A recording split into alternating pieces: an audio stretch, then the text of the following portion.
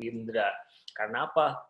Basic mukanya beda, basic vokalnya beda, basic normanya beda, dan banyak hal yang membedakan antara satu individu dengan individu yang lain.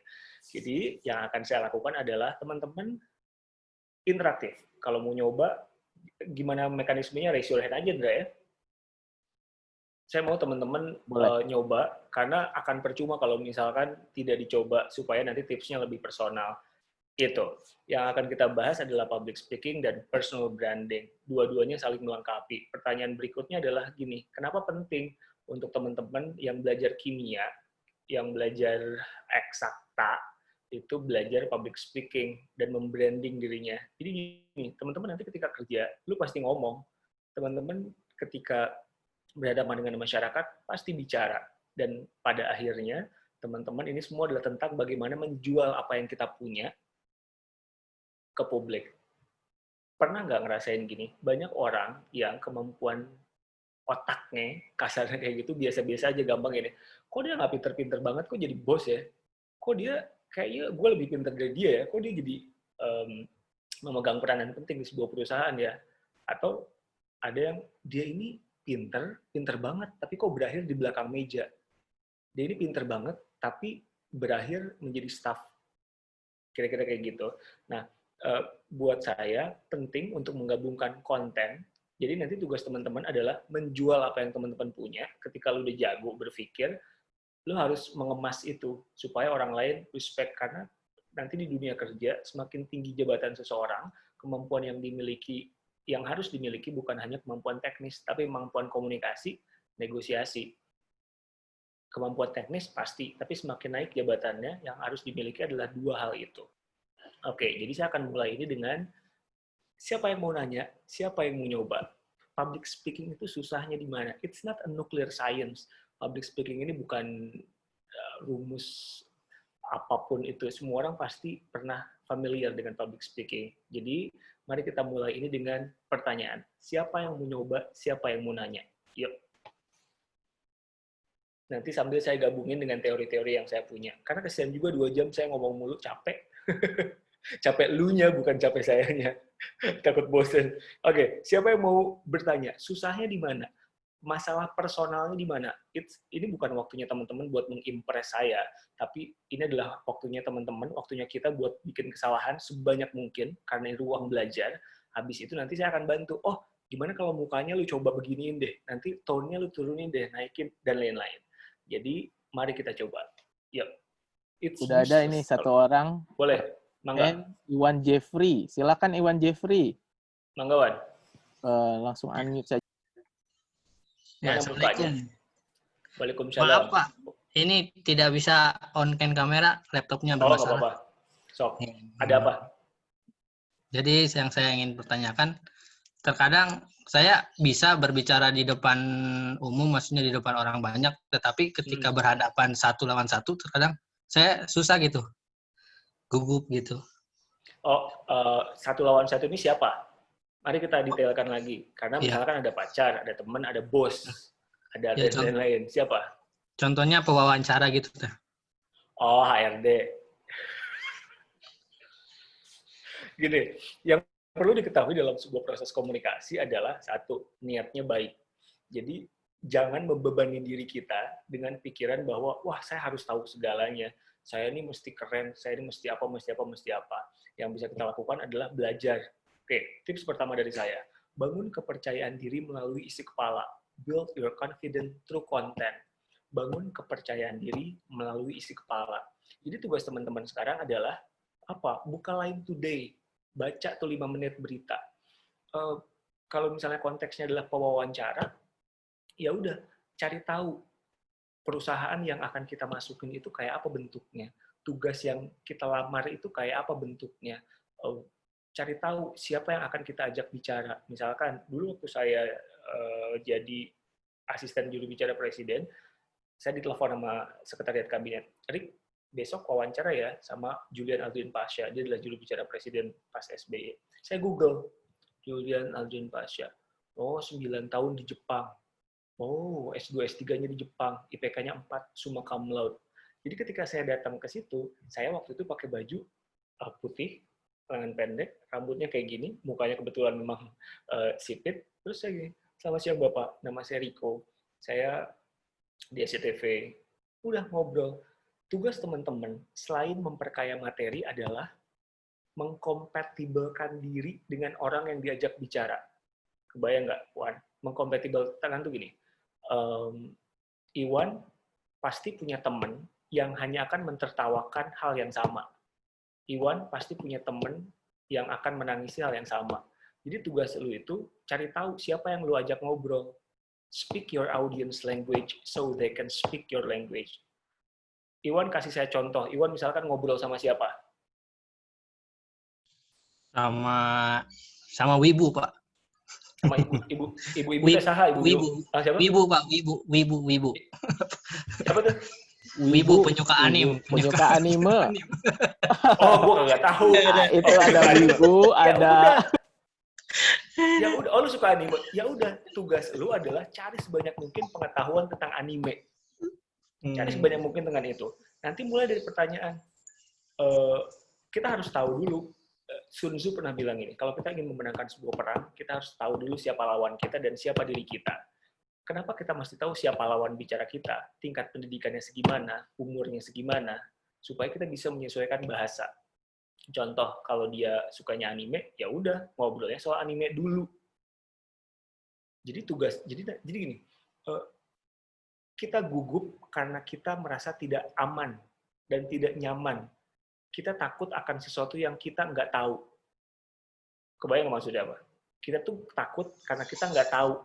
Kita tidak punya banyak informasi tentang yang kita hadapi. Jadi yang perlu Iwan lakukan adalah melengkapi dirimu sebanyak mungkin dengan informasi yang penting, dengan informasi yang banyak tentang orang yang akan dihadapin. Ngerti nggak? Jadi tugas lu sekarang adalah satu, baca koran. Yang kedua, cari tahu sebanyak mungkin tentang anime. Yang ketiga, cari tahu tentang pengetahuan umum. Karena dari situlah nanti obrolan-obrolan akan muncul. Ngeri ya COVID, udah 3.000 kemarin penambahan kasusnya, rekor. Kemarin ada 2.000, Bogor sekarang zona merah pula. Ada jam malam, jam 9 udah nggak boleh keluar-keluar lagi. Lu gimana menurut lo? Nah, gitu, kebayang nggak? Kejawab nggak? Kejawab. Gitu. Tugas lu adalah buka Line Today, baca koran, baca.com. Jadi nanti kalau PDKT sama orang tuh bukan gini. Apa kabar? Ya elah basi. Panas ya? Ya elah, eta deui. Bagus bajunya? Ya elah. Come on, man. Banyak konten di dunia ini yang bisa diobrolin. Kalau lu nggak suka baca koran, apa lu nggak punya internet kuota, apa yang lagi hip hari ini, apa yang lagi rame diperbincangkan hari ini. Jadi orang akan melihat bahwa, oh, ini orang kayaknya tahu banyak ya. Oh, ini orang kayaknya pinter ya. Oh, ini orang kayaknya keren lah. Itulah personal branding. Iya, personal branding, ya sama-sama. Jadi personal branding adalah apa citra yang pengen kita tampilkan ke orang lain. Si Riko ini sarap ya kalau ngajar. Si Riko ini mulut sembarangan ya kalau ngajar. Itu personal branding. Nah, menjawab tadi Iwan, dan buat semuanya, tips pertama menghilangkan atau mengatasi rasa gugup adalah bangun kepercayaan diri melalui isi kepala. Build your confidence through content. Setelah itu, nanti kita akan bahas tips yang lain. Tips pertamanya itu dulu. Selain Iwan, ada lagi?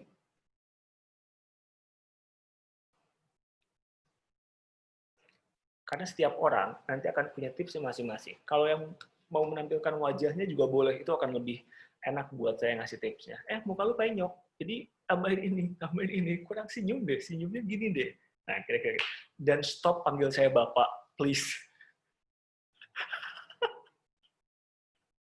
Ya, ada lagi? Siapa tuh yang mau bertanya? Itu ada. Messi, silakan Messi. Messi ada mukanya nggak? Guys, public speaking itu pakai muka. Punya dong, Ayo. Pak. Nah, gitu. Sebentar, silakan. Hai Messi, sok. Hai, Kak. Hai. Sebenarnya, izin bertanya dulu ya, Kak. Sebenarnya pertanyaannya... Nanya aja. Sebenarnya pertanyaannya masih sama sih, terkait bagaimana cara memanajemen kegugupan itu sendiri, gitu kan. Kebetulan saya ini seorang MC, tapi bukan Halo. MC kondang. Gimana cara untuk mungkin kan setelah rundown ini lanjut ke rundown berikutnya. Nah, itu gimana sih cara untuk manajemen rasa apa ya kayak gitu. Kayak gitu. Itu kan mungkin kata-kata yang terus berulang-ulang kalau otak kita ini belum sampai untuk kayak gitu. Oke. It's like itu namanya filler. Filler itu sesuatu yang sebetulnya nggak ada masalah kalau misalkan cuma sekali atau 2 kali. Oke, kalau saya mau lebih spesifik lagi, menjawab pertanyaanmu, Messi, MC itu kan mengantarkan satu acara dengan acara yang lain, ya kan? Jadi ketika ada acara A berlangsung, lo jangan gosip. Ketika ada acara A berlangsung, lo jangan gunjing, jangan nonton. Ketika ada acara A berlangsung, lo ngapalin kata-kata berikutnya, kalimat berikutnya akan lo sampein. Contoh, misalkan si A lagi pidato. Dengerin dulu bentar, kata kuncinya dapetin, oh pidatonya tentang ini. Hadirin, sesuai yang sudah dikatakan tadi Bapak ini, jadi lu latih tuh. If you lose to prepare, you prepare to lose. Kalau lu kalah bersiap-siap, lu siap-siaplah buat kalah. Itu satu. Jadi MC itu kan, jadi gini, saya tuh selalu marah kalau ada kelas MC, mereka suka nanya gini, Mas Rik, nanti saya ngomong apa ya? Lah, kalau nanya sama gua, lu mikir dong pakai otak lu sendiri. Semakin banyak tugas seorang MC, semakin jago seorang MC itu adalah seorang yang semakin banyak perbendaharaan kata dari si orang MC itu, dia akan semakin jago. Jadi tugasmu adalah sekarang ATM, amati, tiru, modifikasi. Tidak ada yang original dunia ini. Jadi Messi nanti tugasnya bukan hanya ATM untuk MC-MC Indonesia ya. Kamu buka Ellen DeGeneres, kamu buka Seth Meyer, kamu buka Oprah Winfrey Show, kamu buka tuh banyak host-host di luar negeri sana. Ambil 1% dari si A, 2% dari si B, 3% dari D, 4%. Ambil sedikit-sedikit persen itu, gabungin. Amati, terus tiru aja dulu. Hi, my name is Ryan Seacrest, and you are watching American Idol. Tirunya jangan satu orang, tirunya banyak orang. Jadi nanti 2%, 2%, 2%, 2%, 2%, 2%, 2%.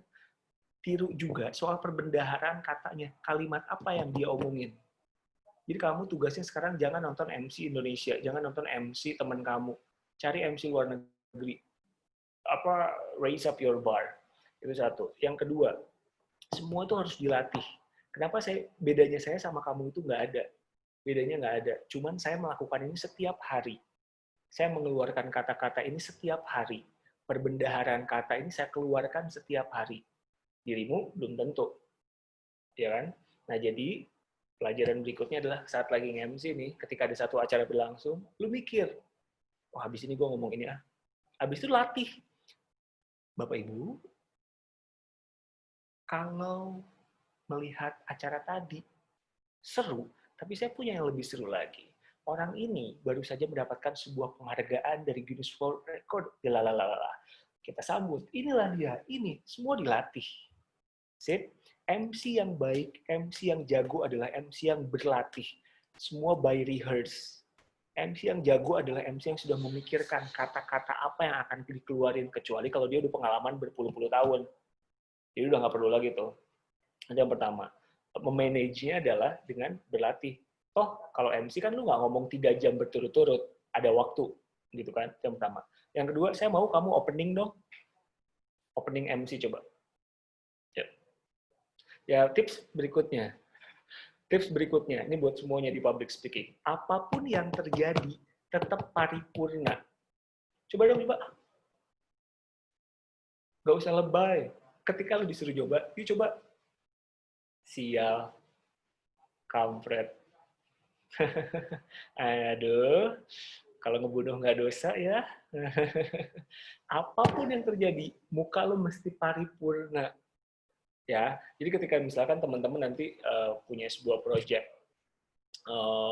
coba kamu di kelas deh, nggak usah jauh-jauh, ini kan mahasiswa, ada dosen bilang, coba kamu presentasi, mukanya bengong gitu. Apapun yang terjadi, mau mengumpat, mau baca doa makan, ayat kursi, dalam hati aja, mukanya paripurna. Ya, jadi ulangi lagi. Yuk Messi opening MC. Opening, kamu kan MC. Kita coba. Ini serius, Kak? Gue nggak suka bercanda orangnya. Lah, coba aja langsung. Insya Allah. Jadi saya nggak usah bawa Allah. Oke. Ulangi Bismillahirrahmanirrahim. ingat tips tadi. Apapun yang terjadi, paripurna. Nggak usah, Masya Allah, astagfirullahaladzim. Ya Allah, gimana dong, Kak? Aku bingung, Kak. Nggak usah. Bedanya profesional sama amatir. Yang amatir ketika mendapatkan tugas atau nggak tahu mau ngapain ini. Riko, maju. Yang amatir. Yang profesional. Riko, maju. Sial. Ngomong apa ya gue? Sial. Gue nggak tahu lagi mau ngomong apa. Sial. Kalau ngebunuh nggak dosa ya. Aduh. Beda nggak? Yang pertama, bengang-bengong. Nggak usah bengang-bengong, nggak usah lebay, nggak usah sok sibuk, nggak usah bawa nama Tuhan. Senyum, paripurna, ngangguk, dan lakukan. Salah atau benar, biar gue yang mutusin. Yuk, opening. Assalamualaikum warahmatullahi wabarakatuh. Selamat pagi, salam sejahtera bagi kita semua. Om Sekarang udah Swastiastu. siang. Iya. Siang. Ulangi. Siang. Ulangi. Assalamualaikum warahmatullahi wabarakatuh. Selamat siang, salam sejahtera bagi kita semua. Om Swastiastu.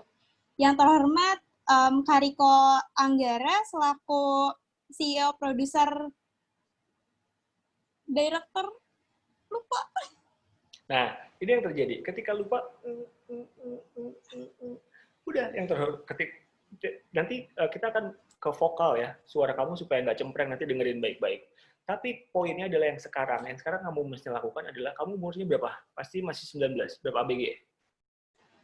Iya, ABG. Berapa? 19. 19. Yang kamu lakukan adalah, ketika jadi seorang MC, nggak usah sok imut. Nah, itu tadi ATM. Kamu lihat ya, orang-orang yang saya sebutin. Ashley Graham, semoga bisa dicatat, Ashley Graham, Ellen DeGeneres, Michelle Obama. Kenapa saya nyuruhnya ngelihat orang-orang luar negeri yang American?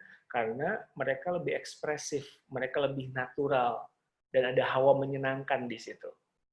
Kamu ATM mereka, amati, tiru, modifikasi. Ya, tapi menjawab pertanyaan kamu adalah gimana cara memanage supaya nggak ada filler, supaya saya tahu apa yang mau saya omongin. Ya lu belajar saat perform, misalkan Bapak Ibu, mari simak sambutan dari Riko Anggara. Ketika gue lagi sambutan, lo tuh latihan, jangan bengong, nonton. Kamu jawab? Sip, good. Abis ini kita akan bahas Makasih vokal, ya, Kak. nanti sama-sama. Oke, mari kita seling dulu dengan materi saya. Saya bisa share screen kan ya? Bisa, silakan.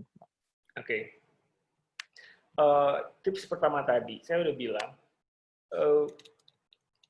ini udah masuk belum? Belum masuk. Oke. Belum di-share. Tips pertama, bangun kepercayaan diri melalui isi kepala. Pertanyaan berikutnya adalah, Rick, aku masih disabled.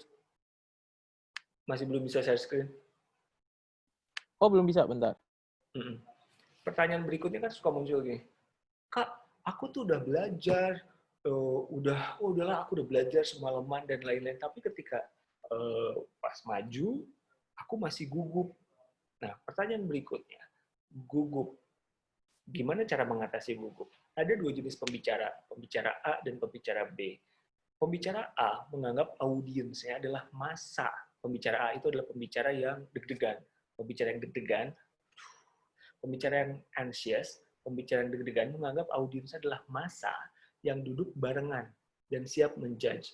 Massa kayak di HI, kayak di Bundaran HI lagi demo, massa. Jadi kalau saya maju nih, wah banyak nih. Pembicara itu menganggap audiensnya adalah massa, orang banyak yang siap menjudge. Manusia itu punya self-defense mechanism, sistem pertahanan diri. Ibaratnya berantem, satu lawan massa. kalah nih gue, takut nih gue, dan lain-lain. Ketika muncul rasa gugup itu, pernah ngerasain knees turns into jelly, kakinya lemes, butterfly in your stomach, perutnya kayak keroncongan, kecekik, Assalamualaikum warahmatullahi wabarakatuh, saya nggak sedih, saya cuma gugup, atau dalam tingkatan berikutnya tangannya gemeteran. Nah, pembicara kedua adalah pembicara yang menganggap audiensnya adalah individu. Ini udah bisa saya share kayaknya. Menganggap audiensnya adalah individu yang duduk barengan. Jadi, ibaratnya berantem, satu lawan satu. Ada self-defense mechanism, tapi sedikit. Ini membawa saya ke kalimat ini. There's no such thing as public speaking. Public speaking itu nggak ada. Jadi lupain soal public speaking. Jadi nanti ketika teman-teman maju nih, lihatnya jangan ke banyak orang. Jadi ketika maju, jangan wide. Kalau melihatnya ke wide gitu, wow, banyak nih. Oh, self-defense mechanism. Satu lawan banyak. Jadi ketika teman-teman maju, lihat orang yang membuat teman-teman merasa nyaman. Lihat pacar aja. Lihat siapa? Teman lo di bangku. Atau siapapun itu. Nah, udah kita kayak ngobrol ke dia aja. There's no such thing as a public speaking. Public speaking itu lupakan. Mari kita buat proses public speaking ini seintim ngobrol berdua. Senyaman dan sepersonal ngobrol berdua. Jadi skemanya nanti bukan satu lawan banyak, tapi ngomong ke satu orang gantian, ke satu orang gantian, ke satu orang gantian. Gampangnya gini, jadi kalau misalkan sekarang ada Windra, ada Messi, ada Iwan, yang ada di bangku penonton, saya pertama akan satu kalimat ke Messi. Jadi kalau kita bisa melihat public speaking itu apa, kita ke Messi. Messi udah ngangguk, pindah ke Windra. Windra udah ngangguk, pindah ke Iwan. Jadi bicara satu orang ke satu orang, tapi gantian. Kayak bergunjing ke satu orang, tapi gantian. Nah, kalau tadi mendengar apa yang Windra katakan, kayaknya ada masalah bahwa teman-teman kurang lihai public speaking-nya. Itu kenapa? Karena buat saya, masalah kurang latihan aja. Bedanya saya sama teman-teman itu nggak ada. Nggak ada orang pintar di dunia ini. Buat saya, dia cuma baca lebih dulu. Ada sebuah teori yang namanya teori 10.000 jam. Untuk menjadi seorang ahli, dia harus melewati 10.000 jam. Jadi buat saya, nggak ada yang nggak lebih jago di sini. Nah, teman-teman, saya sudah melewati 10.000 jam saya. Tinggal teman-teman sekarang melewati 10.000 jamnya teman-teman. Nah, sekarang, pertanyaan berikutnya. Ada lagi yang mau nyoba? Yuk. Siapa lagi? Ini ada Ahmad Aderofiki, silakan. Sok, Ahmad. Muka lu, Iya. Halo. Sebelumnya suara saya kedengeran nggak, Kak? Kok Jelas. Pak? Ini panggilnya siapa nih, Bapak aja ya? Gua hajar lu panggil lu, Pak. Oh iya, siap. Apa? Ya, jadi gini, Pak. Pertanyaannya itu kan ini masalah cara kita ngomong ke orang itu ya. Ya, banyak sih, saya sudah nyari materi-materi buat jadi bahan obrolan gitu kan, biar gitu. Tapi responnya si yang lawan bicaranya itu kadang singkat-singkat gitu. Nah, akibatnya dia kita itu kehabisan materi untuk dibahas gitu, Pak. Itu masalahnya, Pak. Terus bagaimana cara ngatasi itunya, Pak? Oke, kita orang baru ya, kita orang baru kenal. Iya. Misalnya coba dong ngobrol sama saya. Ngobrol apa? Bebas. Nah, sekarang gini. Lu ngerti nggak? Saya selalu bilang ini sama adik-adik kelas saya. Lu tuh harus jadi orang sukses. Lu tuh harus jadi orang yang banyak tahu supaya nggak diinjek-injek. Dan supaya lu nggak mengejar-ngejar orang. Ngerti nggak? Iya. Jadi nanti, sekarang mumpung lu masih muda, jadi bukan lu yang harus mencari pembicaraan dengan mereka. Mereka yang harus mencari pembicaraan dengan lu karena lu adalah seorang ahli. Ngerti nggak? Ngerti nggak? Iya, paham, Pak. Nah, jadi kan saya ngomong ini karena dirimu masih muda. Jadi sekarang tugasmu adalah, sebelum saya jawab pertanyaannya ya, lu harus ahli dalam satu bidang. Lu harus keren dalam satu bidang. lu harus firm dalam satu bidang, apapun itu, game, apapun itu. Lu sekarang ngerasa jago di apa? Lu ngerasa paling tahu di apa? Sekarang saya mendalami di bidang kimia Kak sementara. Nice. Nah, Ya. nih, ini saya tuh kalau ngajar buat kementerian, kalau ngajar buat orang-orang pinter kayak kalian, itu saya selalu bilang nih, tugas teman-teman itu membumikan materi-materi yang kedengarannya ribet. Jadi kimia itu dibumikan, kimia itu dibikin asik. Kimia itu bukan sekedar rumus-rumus, tabel, periodik, dan lain-lain. Kimia itu kalau, lu bisa gini, lu mau makan saus itu? Saus itu kan terdiri dari A, B, C, D, F, G yang bisa membuat DHIJ, KLMN. Lu mau makan es doger itu? Es doger itu kan mengandung pewarna yang bernama ini. Kan lu akan terdengar keren kan? Jadi tugas lu itu membumikan itu semua. Membuat materi kimia lo nih yang terdengar susah jadi gampang, jadi terdengar simple, tapi penting. Ngerti nggak? Nah, jadi pertanyaan berikutnya adalah, terus gimana Rick kalau misalkan saya udah ngajak ngobrol, jawaban dia cuma iya, enggak, iya, enggak. Jangan pakai pertanyaan tertutup, pertanyaan dan tidak. Bagus enggak? Jangan gitu. Lu suka ini? Kenapa? Cari pertanyaan-pertanyaan yang membuat dia pakai alasan.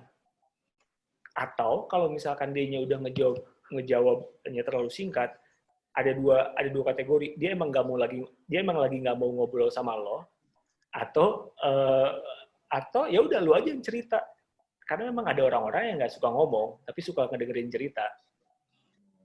Makanya tadi saya bilang, gila ya COVID, lu harus tahu yang sesuatu yang baru. Gila ya, kemarin siapa ya yang gila ya, kemarin di YouTube masa ada video nonton 2 jam nggak ngapa-ngapain, itu yang nonton itu jutaan orang. Lu tahu nggak soal itu? Iya, tahu. Nah, tahu. Jadi mulainya itu jangan dari sesuatu yang serius, tapi dari sesuatu yang baru. Jadi saya tuh suka sama orang pinter, dan saya rasa cewek-cewek juga suka sama orang pinter. Nah, lu harus bukan terlihat pinter, dan memang harus pinter, tapi maksud gue gini, lu harus terlihat meyakinkan. Yang pertama. Yang kedua, tugas lo adalah satu, membumikan yang tadi keren, yang tadi kimia, yang tabel periodik, bawa ke kehidupan sehari-hari, kayak misalkan tadi yang gue bilangin itu. Yang kedua, bukan hanya membumikan, tapi mengemas pesan itu jadi lebih enak. Tips berikutnya adalah visual. Belajar yang namanya public face. Ini muka asli gue. Nggak ada klien. Ada klien. Nah, muka lo, taruh yang ini. Lo harus jadi orang yang happy. Lo harus jadi orang yang kelihatan bahwa lo itu sejahtera. Lo harus jadi orang yang kelihatan bahwa lo itu keren. Lo ketika ngedengerin, bukan gini, ya apa kabar? Orang tuh nggak mau temenan sama orang yang kelihatan lemes, kelihatan nggak happy, dan lain-lain. People love to see happy people. People envy to see happy people. Orang itu happy itu menular. Nah, jadi tugas lu tadi bukan hanya ngomongin pesannya, tapi mengemas pesan itu. Gila. Pakai gini, gila. Gila. Gila. Nah, sekarang, siapa namamu? Ahmad. Sekarang, lakukan yang saya lakukan. Ini muka asli saya. Sekarang, kamu pakai public face. Senyum. Senyumnya kelihatan gigi. Senyumnya kayak orang yang gajinya 100 juta per bulan. Nah, kayak gitu. Lu pakai tuh. Jadi ketika lu presentasi nih, hai, apa kabar? Jadi lu kelihatan kayak orang yang happy. Jadi ada energi positif yang lu tularkan. Mungkin mulut gua kasar ya. Aduh, ngapain sih nih orang ngajakin ngobrol gua, suram begitu penampilannya. Aduh, ngapain sih nih orang ngobrol sama gua, gak asik mukanya, suram. Auranya aura negatif, gak enak gua. Nah, lu harus jadi auranya harus positif. Rambutnya lu sisir, muka lu kagak berminyak, wangi. Kan tuh enak kan diajak ngobrolnya. Tapi kalau misalnya lu kagak wangi, muka lu berminyak, kusem, dan lain-lain, orang juga males ngobrol sama lu. Nyah lah dari gua. Kira-kira kayak gitu. Itu personal branding. Cewek-cewek itu kan, atau ya gini deh, perlakukan orang seperti bagaimana lu pengen diperlakukan. Kalau tiba-tiba ada orang nyamperin lu, Mat, dianya kucel, sedih, negatif, bau badan, lu males gak? Ya, males, Kak. Ya, males kan? Nah, jadi buat lu tuh punya look yang menurut gue baik. Jadi tugas lu adalah spread positive energy. Nah, pertanyaan berikutnya kan gini. Tapi kan nggak semua orang terlahir buat positif. Nggak semua orang terlahir happy terus. Bagaimana dengan orang pendiam? Itu nanti masuk ke materi berikutnya. Oke. Kejawab nggak pertanyaan saya? Ya, kejawab, Kak. Terima kasih, Kak, Jawab ya. atas Jadi kalau jawabannya. orang itu jawabannya cuma sedikit-sedikit, ya udah, mungkin dia lagi bad mood. Jadi tugas lu adalah naikin moodnya dulu. Kalau jawaban dia sedikit-sedikit, mungkin dia lagi merasa nggak nyaman. Tugas lu adalah bikin dia nyaman dulu. Personal touch is way important than content, kadang-kadang. Nah, cara membuat nyamannya gimana? Ya banyak hal. Misalkan lu dengan cerita duluan, lu dengan curhat duluan, dan lain-lain. Ini menginjak ke materi berikutnya, yang namanya adalah reciprocity. Kira-kira kayak gitu ya, Mat, ya? Yo, terima kasih, Pak. Sama-sama. Nggak usah manggil saya Bapak, coba tolong. Oke, sip. Tips public speaking berikutnya adalah, kan tadi saya udah bahas soal konten. Bangun kepercayaan diri kita melalui konten isi kepala. Gini deh, teman-teman, saya juga malas baca. Saya nggak suka baca. Tapi paling nggak teman-teman tahu apa yang terjadi di dunia ini belakangan terakhir. Jadi lu punya banyak bahan obrolan selain bagus bajunya, panas ya hari ini, bangun kepercayaan diri melalui isi kepala. Yang kedua, tips public speaking yang akan saya berikan adalah berhubungan dengan visual, vokal, verbal. Jadi 3V. Kita bahas V yang pertama, visual. Visual yang diinginkan pertama adalah eye contact, mata ketemu mata. Mata ketemu mata, bukan mata ketemu jidat, bukan mata ketemu satu jengkal di atas kepala, bukan mata ketemu tembok. Mata ketemu mata. Kenapa itu penting? Ibaratnya, kalau misalnya teman-teman curhat sama satu orang, seorang lain itu gini-gini, lu pasti akan sebel kan? Oke, sambil kita coba aja. Ada lagi yang mau nanya dan mau nyoba? Kita akan bahas tip visual. Ada yang mau nanya atau mau nyoba? Karena setiap orang punya masalahnya masing-masing. Ada yang mukanya penyok, misalkan. Ada yang mukanya nyebelin. Ada yang suaranya cempreng. Dan lain-lain. Tips pertama adalah eye contact. Mata ketemu mata. Tips yang kedua adalah senyum. Kenapa senyum itu penting? Jadi, sering banget, dulu waktu saya siaran pagi, di Kompas TV atau di SCTV, saya itu, kalau siaran pagi di TV itu berarti bangun jam 3 subuh. Jam 3, nyampe kantor jam 4. Habis itu mesti pakai bedak, foundation, rambutnya dicatok, pakai gel, dan lain-lain. Habis itu dialog politik, ekonomi, dan lain-lain. Habis itu saya liputan, bikin berita, terus meeting sampai sore. Terus tiba-tiba ada telepon, Riko, jangan lupa ya, ngajar jam 7 malam. Ada masa teman-teman lagi nggak mau ngomong, tapi harus. Ngerti nggak maksud saya apa? Ada masa teman-teman, aduh, mesti banget ya gue ngomongnya. Ada masa teman-teman harus menghadapi klien yang teman-teman nggak suka.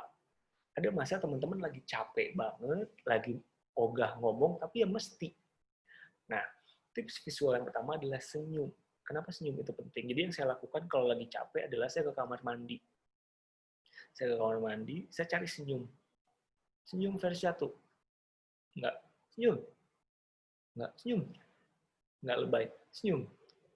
Ketika sudah menemukan senyum terbaik itu, pura-pura senyum di depan audiens. Bawa itu ke kelas. Bawa kita ke pertemuan.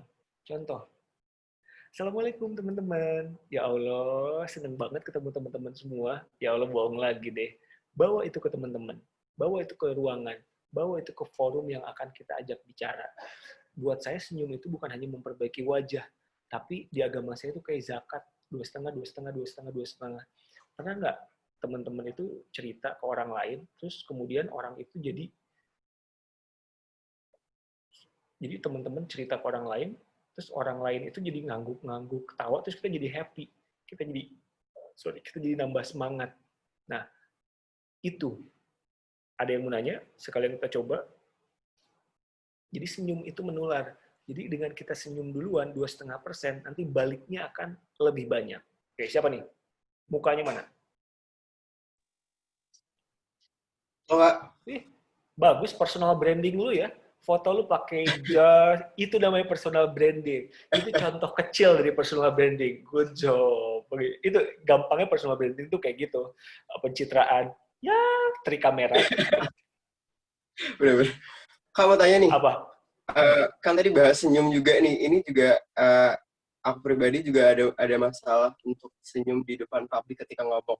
Jadi ketika kita ngomong di depan publik, seringkali udah rencana nih, oke, senyum-senyum ketika ngomong. Tapi ketika emang udah keterusan, ngomongnya udah keenakan, malah mukanya jadi berubah tanpa kita sadari gitu.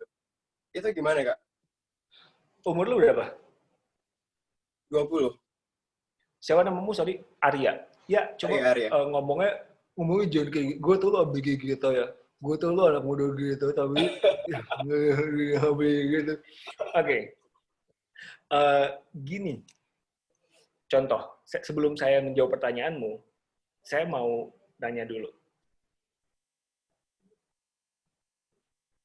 Kenapa lu senyum dan ngangguk? Karena senyum dan ngangguk.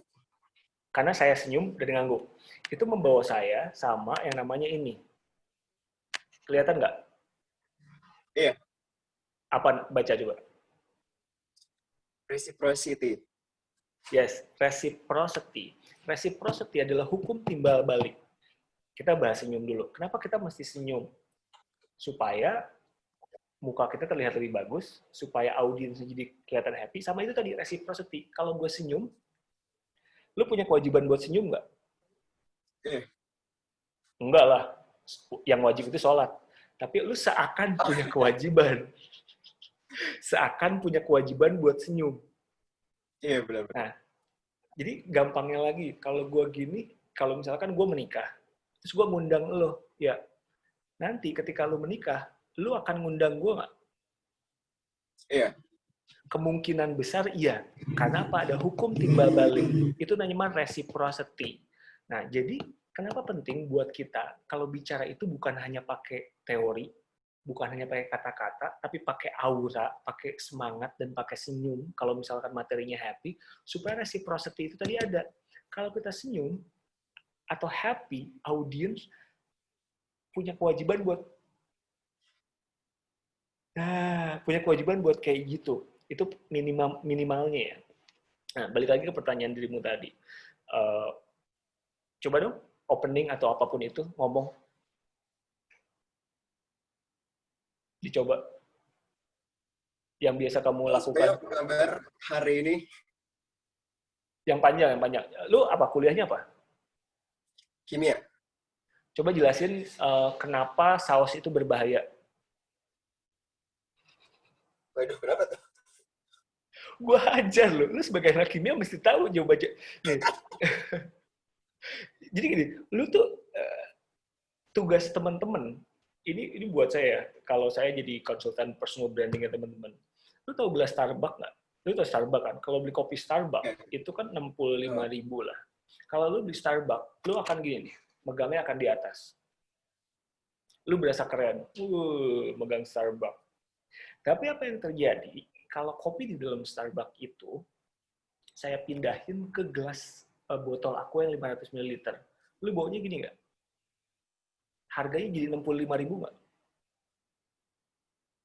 Nih, kopi Starbucks harganya 65.000. Kalau misalkan isinya gue pindahin ke gelas aqua, jadi 65.000 nggak? Enggak. Enggak kan? Jadi murah kan? Nah, Yeah. Tapi apa yang terjadi kalau lu bikin kopi di pantry? Di rumah bikin kopi gratisan. Terus tiba-tiba di tempat sampah ada, tumbler Starbucks nih. Gue ambil tumblernya, gue bersih-bersihin, terus gue masukin kopi gratisan tadi ke tumbler Starbucks itu. Jadi kelihatan mahal nggak? Iya. Iya. Nah, yang pengen gue katakan sama lu adalah, teman-temannya orang kimia, orang pinter, gue nggak sanggup masuk kimia. Hubungan gue sama kimia itu jelek. tugas teman-teman membuat itu semua jadi keren dengan membuat elunya keren. Ngerti nggak? Karena lu adalah mediumnya. Jadi yang keren itu bukan hanya kontennya aja, tapi medium pembawa kontennya itu mesti keren. Kalau di teori komunikasi ada who says what, in what channel, kayak gitulah, in what effect. Jadi gue lupa teorinya, tapi mediumnya juga penting. Dan teman-teman sebagai mediumnya itu mesti keren, supaya materi kimianya jadi keren. Nah, tapi pertanyaan berikutnya, keren versi siapa? Buat saya, buat lu naikin kerah itu keren nggak? Biasanya. Nah, buat gue itu gak keren. Nah, kayak gitu-gitu, versi apa itulah. Kenapa? Lu harus memperbanyak referensi. Apa yang lagi hit, apa yang lagi keren masa-masa ini, dan lain-lain. Nah, pertanyaan lu tadi, terus kalau misalkan gue lagi serius, gue nggak bisa senyum. Lu kalau ngobrol juga nggak perlu senyum setiap waktu. Ya, akan aneh juga lu ngomong, apa kabar? Iya. Enggak. Semuanya itu harus terlihat natural. Jadi kalau misalnya lu dari awal sampai akhir senyum mulu, lu gila namanya. Natural, ini tuh kayak bergunjing, tapi ke banyak orang. Public speaking itu gitu, kayak bergunjing ke banyak orang, dan pakai bahasa Indonesia yang baik dan benar. Oke, sekarang gue mau lu ngejelasin sesuatu tentang kimia. Kenapa lu masuk kimia, jurusan kimia, dan lain-lain. Coba. Kita coba.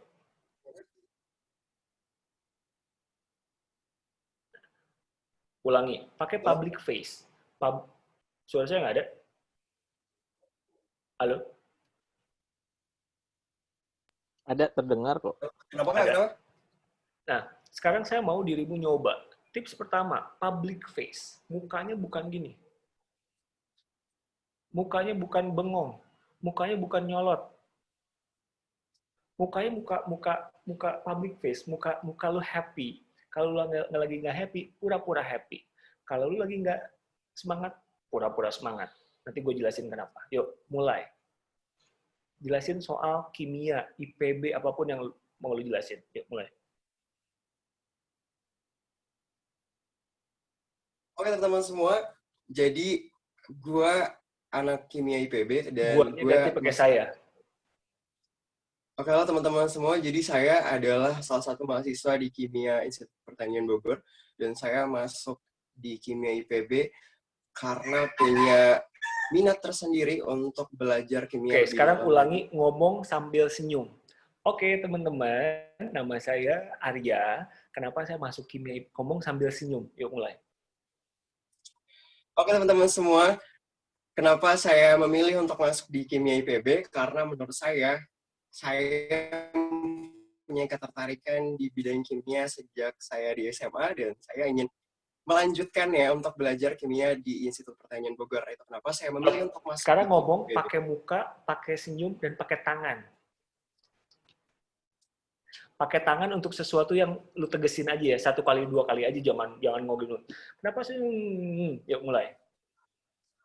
Oke, halo teman-teman semua, saya adalah mahasiswa Kimia IPB. Bukan halo, bukan teman-teman, teman-teman. Setiap suku kata dilafalkan dengan bukan halo teman-teman, apa kabar gitu, enggak. Halo teman-teman, apa kabar? Yuk ulangi, pakai senyum, pakai tangan. Halo teman-teman semuanya. Perkenalkan saya Arya, salah satu mahasiswa di Kimia IPB, dan saya masuk jurusan Kimia IPB karena menurut saya ingin melanjutkan pembelajaran kimia di Kimia IPB. Dari saya SMA, saya punya ketertarikan di bidang Kimia IPB. Itu kenapa saya memilih untuk melanjutkan pembelajaran saya di Institut Pertanian Bogor dengan jurusan kimia juga. Kenapa lu suka kimia? Ini semua bukan tentang lu apakah kimia itu asik, kimia itu bisa mengubah dunia, kimia itu apa. Cari alasan yang lain. Kira-kira kayak gitu ya. Ngomongnya tuh pakai energi, bukan apa kabar teman-teman, nama saya Riko, saya jurusan kimia IPB. Apa kabar? Saya Riko, saya jurusan kimia IPB. Karena ada reciprocity tadi. Hukum timbal balik. Kalau lu nya semangat, penontonnya akan semangat. Kalau lu nya cupu, penontonnya akan males. Kalau lu nya nggak keren, penontonnya akan lebih malas lagi. Jadi orang yang bicara itu memang harus lebih semangat, lebih keren, lebih berenergi. Sekali lagi, lu jawab pertanyaan gue aja. apa hal paling keren yang lu pelajari di jurusan itu? Itu yang buat saya tertarik untuk mendalami Bukan hal yang paling kimia. keren. Pelajaran kimia paling keren apa? Pelajaran kimia terkeren menurut saya itu kimia organik waktu saya belajar gugus fungsi. Apa itu kimia organik?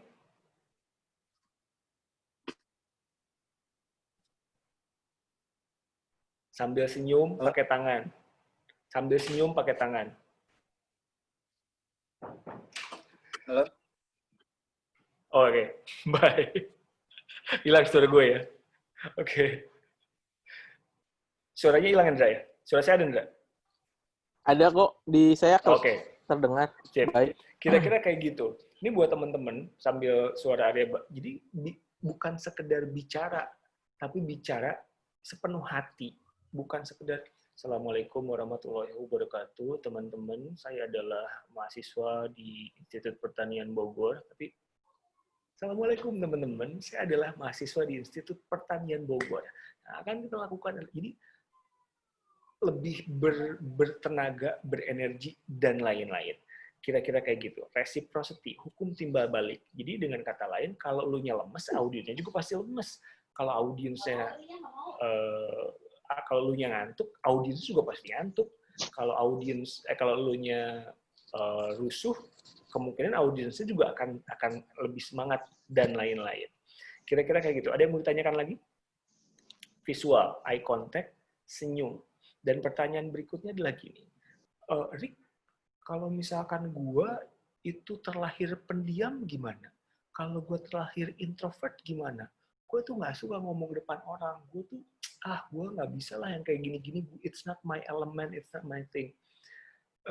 Jadi saya itu adalah introvert. Saya nggak suka bicara kepada banyak orang. I hate people. Saya benci manusia karena buat saya manusia itu ganggu. Jadi kalau ada dua pintu nih, pintu A, pintu B. Pintu A ini lebih dekat tapi banyak orang. Pintu B lebih jauh tapi nggak ada orang. Saya akan milih pintu B karena nggak ada orang. Project pertama saya ngajar adalah waktu saya kerja di RRI Bogor. Semester 5, saya ngajar orang-orang S2 yang marketing manager apalah di Hotel Salak kayak gitu-gitu. Saya dipaksa waktu itu oleh manajer saya di radio. Ya udah, jadi pelajarannya adalah terpaksa, terbiasa, bisa, luar biasa. Jadi tugas teman-teman yang sekarang nggak suka ngomong adalah memaksa diri dan cari tempat supaya kepaksa ngomong. Karena dari kepaksa nanti akan terbiasa. Mesti kepaksa. Nah, terus gimana cara maksanya? Selain cari panggung, gini caranya. Kapan-kapan kalau misalkan punya waktu luang, tolong buka TED Talks di YouTube, namanya Amy Cuddy. AMYCUDDY. Amy Cuddy. Amy Cuddy adalah profesor di Harvard Business School. Dia adalah penulis buku, peneliti yang mengeluarkan sebuah teori kira-kira kayak gini.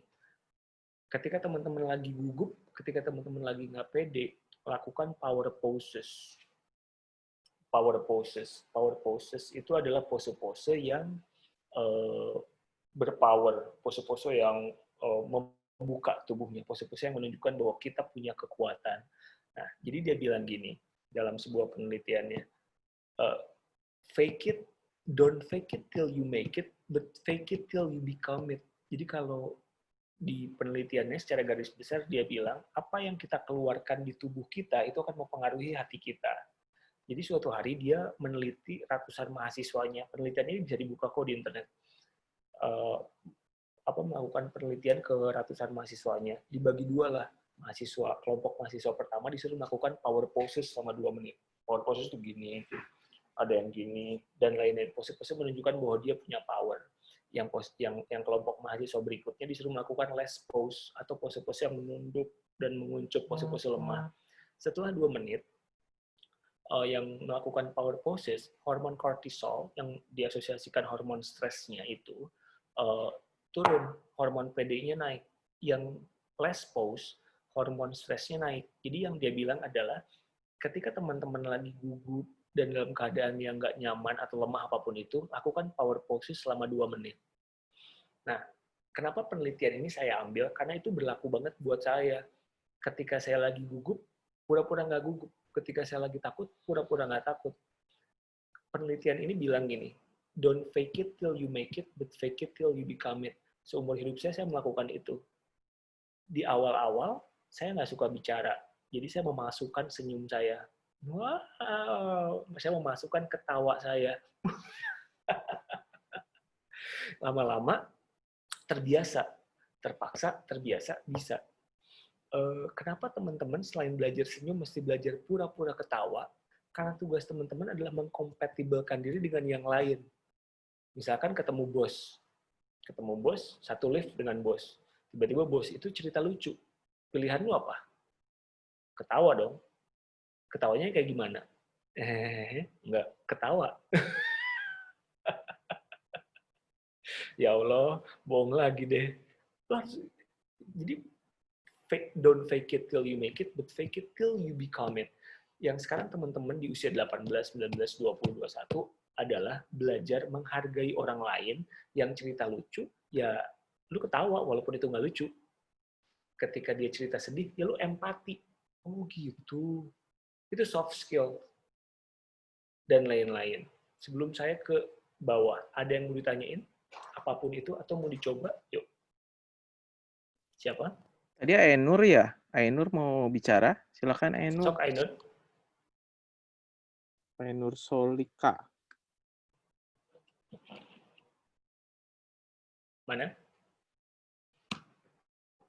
Kenapa penting buat teman-teman menceritakan masalahnya ke forum kelas kayak gini?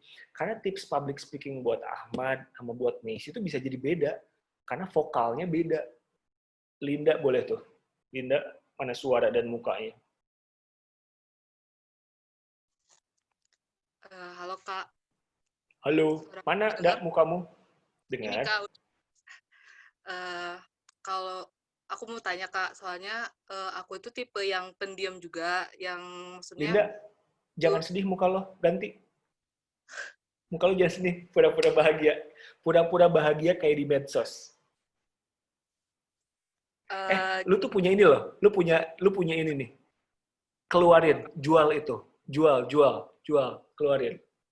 Apa? Ya Kak, jadi gini, saya kan tipe orang yang pendiam, terus kayak pemalu juga, terus kayak kalau misalnya ngobrol di depan orang itu susah gitu Kak. Kayak gimana ya, takut salah gitu, takut kayak menyampaikan pendapat saya pribadi itu, kayak takut orang lain itu menerima dengan salah, kayak gitu Kak. Jadi akhirnya kayak oh ya udah deh gak perlu diomongin gitu, gak usah diomongin. Jadi malah kayak gitulah Kak, kalau misalnya mau ngomong sama orang tuh jadi kagok gitu istilahnya. Sama, saya juga kayak gitu sampai sekarang.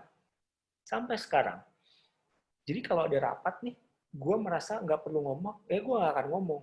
Dan itu nggak ada masalah, sama sekali nggak ada masalah. Jadi ketika misalkan, saya gini kan maksud gue tuh, kalau misal, aduh nanti kalau gue ngomong, gimana ya? Kalau gue ngomong, aduh, gitu kan. Hati lu tuh, alasannya tuh nggak jelas. Apakah sebenarnya nggak takut salah juga, cuman gitu kan. Gue ngerti maksud lo. Nah, nggak apa-apa. Nggak setiap waktu lo harus ngomong, enggak. Tapi begitu namamu disebut Linda, lo harus bagus. Ngerti maksud gue apa? Jadi dalam setiap rapat saya jarang ngomong. Kecuali kalau ditunjuk. Gimana, Rik? Oh, jadi ketika saya ditunjuk, baru saya ngeluarin semua kemampuan saya. Maksudnya gini, jeder. Oh, jadi penting untuk membangun respect orang dengan, jadi gini, saya juga nggak mau ngubah Linda menjadi orang yang bawel, tiba-tiba jadi kelihatan kayak penjilat, apa-apa nggak ditanya ngomong, lu ngomong mulu, apa sih, nggak jelas juga lu ngomong, nanti kan masih juga apa, nah, jadi saya ngaca sebentar. Jadi yang pengen saya coba bilang adalah Saya nggak mau ngubah Linda. Tugas saya adalah menambah perbendaharaan kata. Menambah. Jadi gini, ketika tapi Rick, gue kan pendiam. Ya udah, nggak ada masalah juga dengan pendiam. Nggak ada yang salah dengan being introvert. Nggak ada masalah dengan apa. Cuma akan menjadi masalah ketika nanti misalkan Linda coba presentasi. Lu pakai gaya pendiam loh. Pakai gaya gini loh nih. Assalamualaikum warahmatullahi wabarakatuh. Bapak Ibu, saya Linda. Saya sedih. No. Jadi it's just like a switch on and switch off button. Gampang lagi nih, kalau saya di TV siaran nanti sore misalkan, ketika lagi break siaran, ya Allah, aing tunduh, aing hayang balik. Ketika 5, 4, 3, 2, 1. Apa kabar? Anda menyaksikan? Ketika masih buka. Is this like a switch on and switch off button? Jadi tugas Linda sekarang nih, berlatih versi Linda ketika lagi show. Ngerti nggak? Kalau saya ngajar dan ketemuan itu bisa lebih gila, lebih atraktif. Saya tuh sahabat baik IPB. Saya beberapa kali ngajar IPB tapi buat yang ekonomi. Dan lain-lain. Tapi ketika beres ngajar, saya nggak ngobrol sama semuanya. Saya nggak ngobrol sama panitia, saya nggak ngobrol sama siapa, saya nggak ngobrol sama siapapun. Karena saya malas dan saya nggak suka. Tapi ketika, Rick, it's your time. Barulah, ceder. Nah, lo punya kemampuan buat itu juga kayaknya. Satu, lu tuh punya lesung pipit. Dulu bos saya, juru bicara presiden, Pak Julian Aldrin Pasha, itu punya lesung pipit. Tugas saya kan membuat dia terlihat baik di media. Saya selalu bilang, Pak, Bapak senyum deh, Pak. Kenapa, Riko? Karena Bapak punya lesung pipit. Ketika Bapak senyum, cewek-cewek pada teriak-teriak. Nah, jadi sekarang yang harus Linda lakukan adalah satu. Ketika punya panggung, ketika punya tempat, yuk Linda presentasi, lo bikin sekeren mungkin, sebeda mungkin, sebold mungkin. Karena apa? Karena dalam keadaan biasa, lo kan tidak mau menunjukkan siapa diri lo kan. Ya. Nah, jadi ketika dikasih waktu, jedeng, itu yang selalu gue lakukan. Jadi gue tuh kalau misalnya dalam rapat meeting, gue pasti paling belakang. Gue pasti gini. Pasti mukanya gini. Terus bos saya kan melihat muka saya menyebalkan kan. Riko, kenapa? Menurut lo gimana? Baru saya ngomong, menurut saya gini. Jedeng. Oh, oke. Nah, itu. Saya mau Linda, coba. Dulu kimia juga enggak? Iya, kimia, Kak. Coba dong. Presentasiin sesuatu yang biasa lu presentasiin, apapun itu, coba.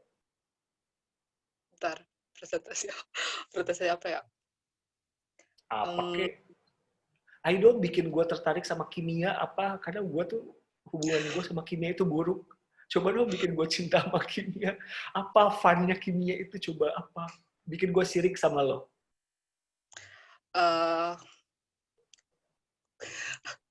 Saya suka bingung. Bentar. Kalau misalnya... Ulangi. Nih. Bingungnya amatir. Orang amatir yang bingung. Orang amatir yang bingung. Orang profesional yang bingung.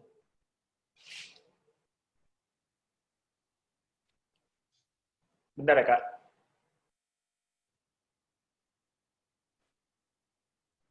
Beda nggak? Yang amatir bingung, yang profesional bingung, senyum dan pose.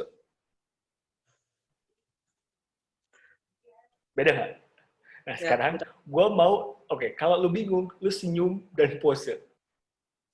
Tuh. Enggak. Mau aja, Kak. Mau ngomong aja. Enggak, itu pilihannya. Kalau lu belum tahu yang mau lo omongin, besok-besok jangan gini.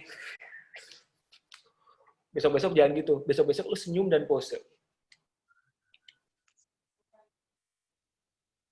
Oke. Nah, gitu. Ulangi. Jadi lu bengongnya bengong yang elegan. Saya cerita aja ya, Kak. Yang tadi tentang apa menariknya kimia menurut gue sendiri gitu. Menurut saya sendiri. Ya, Kak, saya. Mohon maaf. Muka kayak anak pesantren gue lo. Ulangi. Oke. hal menarik tentang kimia menurut saya pribadi adalah sebenarnya banyak, karena kimia itu kan selalu di mana saja gitu. Banyak banget kita tuh Nah, ulangi. Linda, ini kan gaya lu ngomong sama temen kan? Gitu kan? Ya, Sekarang gue mau agak lebayin dikit. Kasih sesuatu yang lebay. Kenapa saya suka kimia? Kasih sesuatu yang pose. Ingat, ketika kita ngobrol di public speaking dan personal branding, lu menciptakan sebuah show di situ. Jadi orang tuh harus gini, I want to be Linda, man. Kok Linda keren banget sih? Gitu. Jadi buka kacamatanya bukan sekedar gini nih. Saya buka kacamata gini. Jadi berpikirnya bukan gini. Berpikirnya ganti gini. Ngerti nggak maksud gue apa? Jadi mendengarkannya bukan cuma gini. Mendengarkannya tapi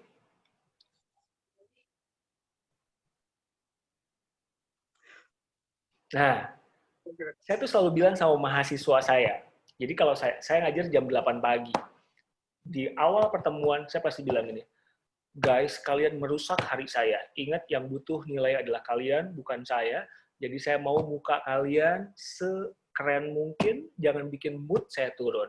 Belajar sopan santun. Jadi ketika ketika saya lagi bicara, kalian harus mukanya gini, pura-pura mendengarkan.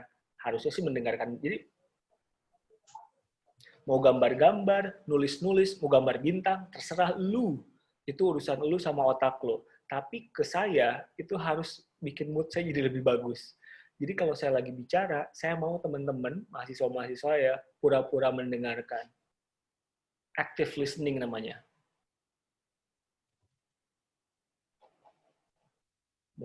Mau gambar bunga, mau gambar bintang, terserah lu. Itu namanya active listening. Empati ke orang. Jadi mendengarkannya tuh nggak muka blow on, mendengarkannya nggak muka pongo. Kan kita suka kan? Nah, itu personal branding. Jadi bikin orang-orang ini melihat si Linda kok keren ya, si Linda kok kalau ngomong itu begini ya. Makanya ketika ngomong pakai gaya dikit yang tadi saya bilang, senyum, kasih tarian dikit. Kenapa kimia itu penting? Karena kalau kimia itu kita belajar kasih lebay-lebay dikit. Gue tau lu bisa karena mata lu gini nih. Yuk, mulai, ulangi. Ingat, kalau untuk orang yang pendiam, dirimu duduk sama dirimu show itu boleh jadi dua orang yang berbeda. Kayak saya. Saya itu kalau lagi duduk, nyebelin. Tapi kalau lagi ngajar, beda. Ya, jadi it's switch on and switch off. Linda switch off. Ya udahlah ya. Linda switch on. Kenapa saya suka kimia? Karena, yuk mulai. tapi ngelatihnya gimana, Kak? Maksudnya membiasakan diri kayak gitunya? Paksa. Ini bukan buat dibiasain, tapi buat dipaksain. Lo ngerti nggak maksud gue apa? Kalau dibiasain, lu nggak ada sense of urgency di situ. Kalau dibiasain tuh, aku kan nggak biasa, lu jadi manja. Manusia itu melakukan sesuatu dan hebat karena dua hal, keterpaksaan atau tekad. Jadi bukan di tengah-tengah. Lu terpaksa atau lu tekad. Orang itu bagus karena dua hal. Dia bertekad tinggi dan bertekad kuat, jadi dia belajar, atau dia kepaksa. Gua kepaksa dulu, karena kalau gua nggak ngajar, gua dipecat. Sekarang, pertanyaan lu salah sama gua. Gimana cara saya membiasakan? No. Jadi paksa. Output dari paksaan itu adalah pembiasan. Ini kayak sholat. Lu kan males dulu. Aduh, nanti kan lama-lama badan lu jadi bergerak sendiri. Jadi sekarang bukan bagaimana cara kita membiasakannya, tapi bagaimana cara kita memaksakannya. Sekarang lakukan, paksa. Oke. Hal menarik tentang kimia bagi saya sendiri adalah kimia itu sangat bermanfaat untuk semua orang. Kimia itu ada di dalam segi kehidupan setiap manusia. Saat kita mencuci tangan, kita sebenarnya bersentuhan dengan kimia juga kan. Misalnya, kalau misalnya kita pakai sabun itu Good job. sabun. Good job. Gue mau nanya sama Windra, mendingan itu atau yang sebelumnya? Mending yang tadi, itu baik sekali, bagus sekali ya untuk presentasi. Tuh, sip. Tuh, keren kan? Gue tuh emang keren. Gue tuh jago. Lu percaya apa yang gue omongin? Makanya, Linda, sekarang gue mau gini. Linda, sekarang naik lagi levelnya. Paksain, tapi jelasin. Bahasa tubuhnya perjelas. Tadi yang kamu lakukan tuh gini. Jadi nggak jelas kan? Jadi kalau mencuci tangan, verbalnya mesti mendukung non-verbal dan sebaliknya. Jadi kalau orang biasa, kalau penonton kan jadinya kan ini. Jadi kalau pembicara jadinya ini. Jadi, coba gue mau lu lakukan itu. Bilang jadi. Jadi, coba. Jadi, gitu. Jadi, gitu. Gak usah norak. Jadi jadi paksain. Gak usah norak. Lu bagus kok. Gue tuh nggak mungkin ngasih tips sama orang yang nggak mungkin bisa lakuinnya. Lu ketika melakukan itu jangan bertanya, aduh muka gue kayak gimana ya, aduh badan gue kayak gimana ya, aduh gue aneh nggak ya. Ulangi, ngedengerin lu harus keren. Ngedengerinnya yang elegan, coba ulangi, muka ngedengerin lu. Oke. Sip ya. Nggak usah begini-begini. Nggak usah tutup-tutup mulut. Nggak boleh lagi COVID megang-megang mulut. Oke. Jadi, nih, orang biasa ketika bilang jadi begitu. Pembicara ketika bilang jadi begitu. Saat kita mencuci tangan, semua berhubungan dengan kimia. Gue mau lu berpose kayak gitu ya. Gue mau lu berpose kayak gitu. Ingat, lu nggak selamanya ngomong harus kayak gitu. Ini lagi show aja. Nanti ketika beres show, lu balik lagi ke kehidupan normal lu. Ulangi yang tadi, tapi gerakannya lebih pasti. Lebih firm. Ulangi. Oke. Hal menarik dari kimia itu adalah kimia ada di segala kimia ada di segala segi kehidupan. Nah, contohnya kalian lagi cuci tangan. Maaf, tangannya pegang HP, susah. Penonton gak mau ada alasan kayak begitu. Bodoh amat. Suruh siapa HP lu dipegang, kagak ditaro. Gak ada tuh alasan buat penonton. Ayo, you do a good job. It's a very good job. Come on. Ingat, gue tahu hati lu kayak, aduh aneh, gue tahu hati lu kayak gitu. Lawan, ingat, ini bukan terbiasa, tapi ini paksaan. Come on, you can do this. Bentar, Kak. Apa lu mau tapak dulu, mau semedi dulu, mau baca doa makan, baca ayat kursi. Buru. Kak suka gini nih kalau maksa jadi tuh kayak langsung. Bagus, gak apa-apa. The only way to mengalahkan ketakutan adalah menghadapi ketakutan itu sendiri. Lu harus tahu bahwa lu tuh bagus. Gini deh, gue tadi, ya di freeze. Dia mah. Nangis, Kak, sumpah. Gini, ini nangis bahagia kan? Nangis bahagia. Aduh. Linda dengerin gue. Pembicara terbaik di dunia adalah pembicara yang bisa berbicara dengan emosi. Ngerti nggak? Dengan mencurahkan sepenuh hati dan jiwanya. Jadi bukan hanya sekedar bilang, kalau kamu cuci tangan, kamu harus begini. Nah, ketika misalkan nanti saat presentasi lu nangis kayak gini nih, lu bilang, aduh Bapak Ibu, saya tuh nangis karena saya sepenuh hati untuk mencurahkan ini. Saya tuh senang banget ketemu Bapak Ibu. Pembicara yang baik adalah pembicara yang bisa berbicara dengan emosi. Dan menurut gua, level lu ini lagi naik nih. Level lu lagi naik. Jadi jangan turun lagi. Ulangi, yuk. Come on. Fight it, lawan. Ini kayak latihan militer. Cepet. Kalau lu udah bisa mengalahkan diri lu sendiri, semua audiens bisa lu kalahin. PR-nya adalah itu. Kalau lu udah bisa mengalahkan diri lu sendiri, ketemu presiden aja nanti akan nyaman. Hai Bapak, apa kabar? Oh my God. Aku Linda, aku dari Kimia IPB. Pak Jokowi suka makan pewarna makanan nggak? Ingat, yang gini, lu nggak perlu takut salah selama berbahasa Indonesia yang baik dan benar dan sopan. Lu nggak perlu takut sama siapapun di dunia ini dalam konteks public speaking selama berbahasa Indonesia yang baik dan benar dan sopan. Lu akan salah kalau lu gini. Ya, yuk ulangi. Lawan diri lu sendiri. Come on. Yuk. Hai Bapak Ibu. Oke Kak, jadi hal menarik tentang kimia menurut saya pribadi adalah kimia itu sangat bersentuhan dengan segala hal yang ada di muka bumi ini. Nah, contohnya adalah saat kita makan. Nah, sebenarnya kan kita itu kita itu bersentuhan dengan kimia juga, karena makanan itu kan pasti terdiri dari bukan bahan-bahan kimia, tapi terdiri dari zat-zat yang memang bisa dipelajari oleh anak kimia, Kak. Good. Nah, Nice. Diam, udah. Ini dalam jangka waktu 5 menit. Apa yang terjadi kalau lu udah menyiapkan menyiapkan kata-katanya, lu pasti jauh lebih bagus. Sama saran saya, hindari tunjuk. Kenapa? Karena takutnya lu nunjuk, penonton lu akan ngasih tanda jempol. Nanti lu kalah. Nggak, kenapa gini? Karena kita tuh di Indonesia, kita hidup di tempat yang ada norma. Takutnya nanti Linda presentasi ke dosen. Begini, niatnya tuh bukan buat nunjuk, tapi ingat, lu tuh berhubungan dengan persepsi.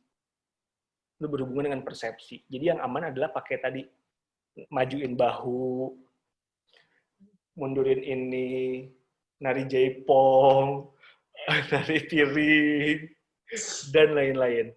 Ingat, gue cuman pengen minta lu untuk orang yang berhasil di bidang public speaking adalah orang yang tidak menyerah di proses. Buat saya, muka lu tuh, ini gue nggak ngomong basa-basi karena lu nangis ya. Gue nggak ngomong basa-basi karena lu nangis. Buat saya, lu tuh punya kualitas satu. Dalam jangka waktu berapa detik, lu bisa melakukan tadi. Daya absorb lu, daya serap lu buat ini cepet. Yang kedua, lu punya muka pinter, tegas, tapi menyenangkan di satu waktu. Lu punya muka tegas, pinter, tapi menyenangkan di satu waktu. Yang harus lu lakukan adalah bersyukur dan pede. Kalau lu nggak pede, pura-pura pede. Kalau lu lagi nggak nyaman, pura-pura nyaman. Karena orang nggak akan tahu lu gugup kalau lu nggak gini. Ingat ya tadi, mendengarkan yang cantik dan elegan, bicara yang cantik dan elegan. Karena lu bisa. Kejawab pertanyaannya. Tolong dilatih ya. Tolong dilatih. I have a huge faith in you. Gue punya keyakinan besar sama lo. Asal lu nya latihan. Good luck. Okay. Usah nangis drama lo. Makasih, Kak. Sama-sama. Oke, saya mau cerita tentang ini. Di slide ini. Kita belajar dari sejarah sebentar. Di Amerika Serikat, tahun 1960-an, ada sebuah sejarah yang selalu dibicarakan dalam konteks public speaking. Yang kiri itu Kennedy, yang kanan itu Nixon. Mereka adalah calon presiden Amerika tahun 1960-an. Kenapa saya ngambil contoh ini? Karena contoh ini yang dibicarakan di konteks public speaking. Waktu itu, tahun 1960-an, debat presiden itu semua di radio, karena belum ada TV. Pun ada TV, ya begitulah. Debat presiden itu semua di radio. Dan ketika debat presiden itu terjadi, yang menang tingkat popularitasnya tinggi adalah yang kanan, Nixon, yang lagi megang sapu tangan. Nixon itu petahana, dulu dia wakil presiden saat itu. Sementara Kennedy waktu itu adalah seorang senator, kayak gubernur kayak gitu, umurnya masih muda, Katolik waktu itu, dan Katolik waktu itu belum tidak populer di sana. Nah, tahun 1960-an datanglah sejarah debat pertama Presiden Amerika Serikat atau calon Presiden Amerika Serikat di televisi. Nah, waktu itu di radio si Nixon yang kanan kan menang, yang megang sapu tangan menang, yang Kennedy kalah. Nah, ketika di TV yang terjadi adalah waktu itu Kennedy yang pakai jas hitam itu terlihat muda, terlihat ganteng, terlihat jasnya pas, mukanya nggak berminyak, ngomongnya tegas, firm, ketika ngomong eye contact-nya jelas, matanya ngelihat ke siapa yang diajak ngomong. Nah, sementara Nixon, waktu itu dia habis operasi, jadi nggak fit badannya, keringetan, bahkan sampai ada yang bilang, ada yang julid, itu Nixon nggak pakai makeup artis ya, mukanya berminyak banget. Waktu itu dia lagi sakit, jasnya kegedean, dan ngomongnya anxious, nggak jelas. Nah, setelah debat di televisi itu, memang tidak ada yang membuktikan bahwa Kennedy menang karena debat ini di televisi. Tapi setelah debat pertama kali di televisi ini, tingkat popularitas Kennedy langsung naik. Nixon ya B aja. Nah, yang visualnya diajarkan ke kita adalah be Kennedy.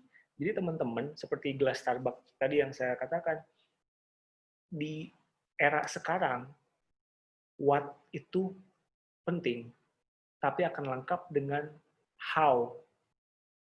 Konten itu penting, tapi akan lebih lengkap dengan bagaimana kita menyampaikannya. Jadi konten dan kemasan. Teman-teman itu masuk kimia IPB pasti pinter, udah hands-on, tapi pinter. Susah, gila, gak banyak yang bisa masuk ke sono. Susah, lu ruwet. Cuman yang perlu teman-teman kasih tambah adalah kemasan. Kemasan itu bisa jadi dari kayak tadi yang Linda lakukan. Ketika bicara, bukan cuma sekedar bicara, tapi pakai jiwa, pakai semangat, dan pakai kata-kata yang menggugah, dan lain-lain. Mungkin teman-teman akan berpikir bahwa, kayaknya nggak penting deh, gue kan mau jadi peneliti aja. Weh, apa kabar dengan Elon Musk? Apa kabar dengan Mike Zuckerberg? Apa kabar dengan Tim Cook? Apa kabar dengan mereka-mereka yang menciptakan teknologi dan vaksin dan obat? Mereka butuh menjual itu pada akhirnya. Akan lebih lengkap kalau teman-teman udah punya konten dan konteks plus look dan kemasan. Oke. Sebelum saya lanjut lagi, ada yang mau ditanyain lagi atau mau nyoba lagi? Silakan. Susahnya di mana? Apa kendalanya? Apa yang membuat teman-teman ngerasa bahwa, man, this is way too hard. Ini nggak mungkin buat saya. Yuk, ada lagi yang mau ditanyain? Sebelum saya ke tempat lain.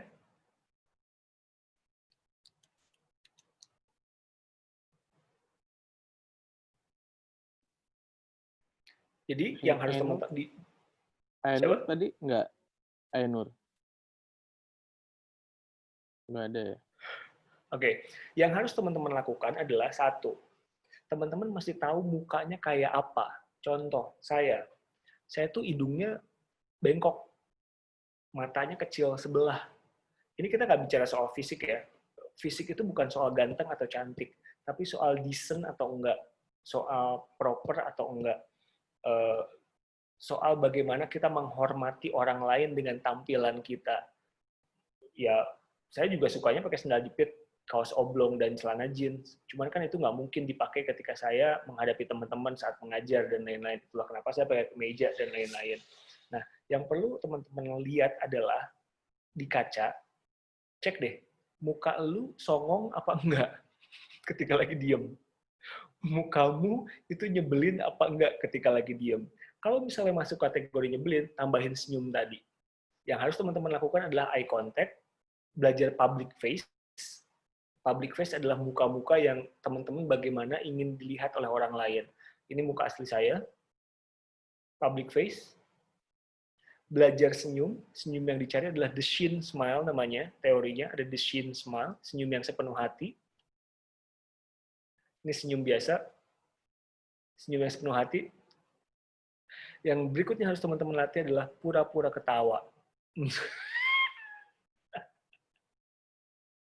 Belajarlah pura-pura ketawa.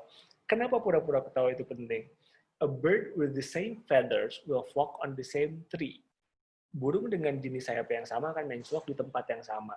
Tugas teman-teman adalah, selain memperkaya diri dengan konten, adalah mengkompatibelkan diri dengan dosen, kakak kelas, bos, dan lain-lain. Itulah kenapa lobby-lobby bisnis adanya bukan di kantor. Itulah kenapa KPK nangkap orang itu di hotel, di restoran. Karena lobby-lobby bisnis adanya di situ. Personal touch. Jadi, yang pengen saya katakan adalah lengkapi semuanya dengan konten, isi kepala, konteks, kelengkapan, keterkaitan, dan personal touch. Jadi kalau misalkan teman-teman mau ngadepin, waduh, besok saya presentasi di depan dosen A, lu Google dulu si dosennya. Cari tahu dia, normanya gimana. Kalau dia belajarnya di Jepang seperti bos saya tadi, ya saya normanya harus lebih ketat. Apa kabar Bapak? Mohon izin, dan lain-lain. Sip. Visual yang diinginkan adalah visual yang terlihat seperti ahli. Terlihat seperti dia mengetahui segalanya. Jadi kalau teman-teman setelah senyum tadi, badannya ditegap, perutnya ditarik, itulah kenapa perempuan-perempuan direkomendasikan untuk punya high heels, sepatu hak tinggi, supaya bukan terlihat tinggi, tapi supaya badannya terlihat lebih tegap dan kredibel. Itu visual. Sebelum saya ke vokal, ada yang mau ditanyain? Susahnya di mana? Kesulitannya di mana? Masalahnya di mana? Supaya saya bisa lebih tajam lagi ngasih sarannya. Dan kalau mau nyoba, boleh banget. Karena percuma deh teman-teman ikut seminar, ikut pelatihan kayak gini tapi nggak nyoba. Ini bukan matematika, fisika sayangnya yang pakai rumus. Bukan eksakta, ini pakai rasa. Karena teman-teman berhubungan dengan persepsi orang lain. Berhubungan dengan rasa, norma, dan persepsi. Jadi itu mesti dicek. Kira-kira kayak gitu. Ada lagi yang mau tanya? Sebelum saya ke tempat lain? Atau mau nyoba?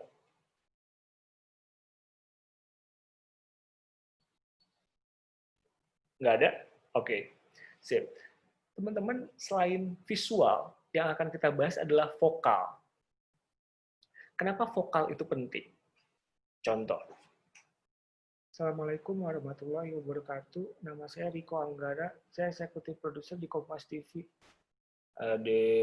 Assalamualaikum. Saya Riko, eksekutif produser di Kompas TV. Beda hasilnya? Beda. Contoh lain. Wah, orang kaya nih. Kayaknya ponakannya bisa gue culik terus minta kasih tebusan. Terus lu ngadepin lah, minta tebusan. Ponakanmu saya culik. Nggak kredibel. Kenapa vokal menjadi penting di materi kita berikutnya? Karena vokal akan mendongkrak kredibilitas kita. Nah, yang direkomendasikan oleh kami, praktisi public speaking, adalah suara yang rendah dan optimal. Suara yang di bawah dan gede. Jadi ini yang direkomendasikan. Jadi bukan, hai orang-orang yang beriman, yang tidak beriman, hai, apa kabar? Atau gampangnya bukan gini.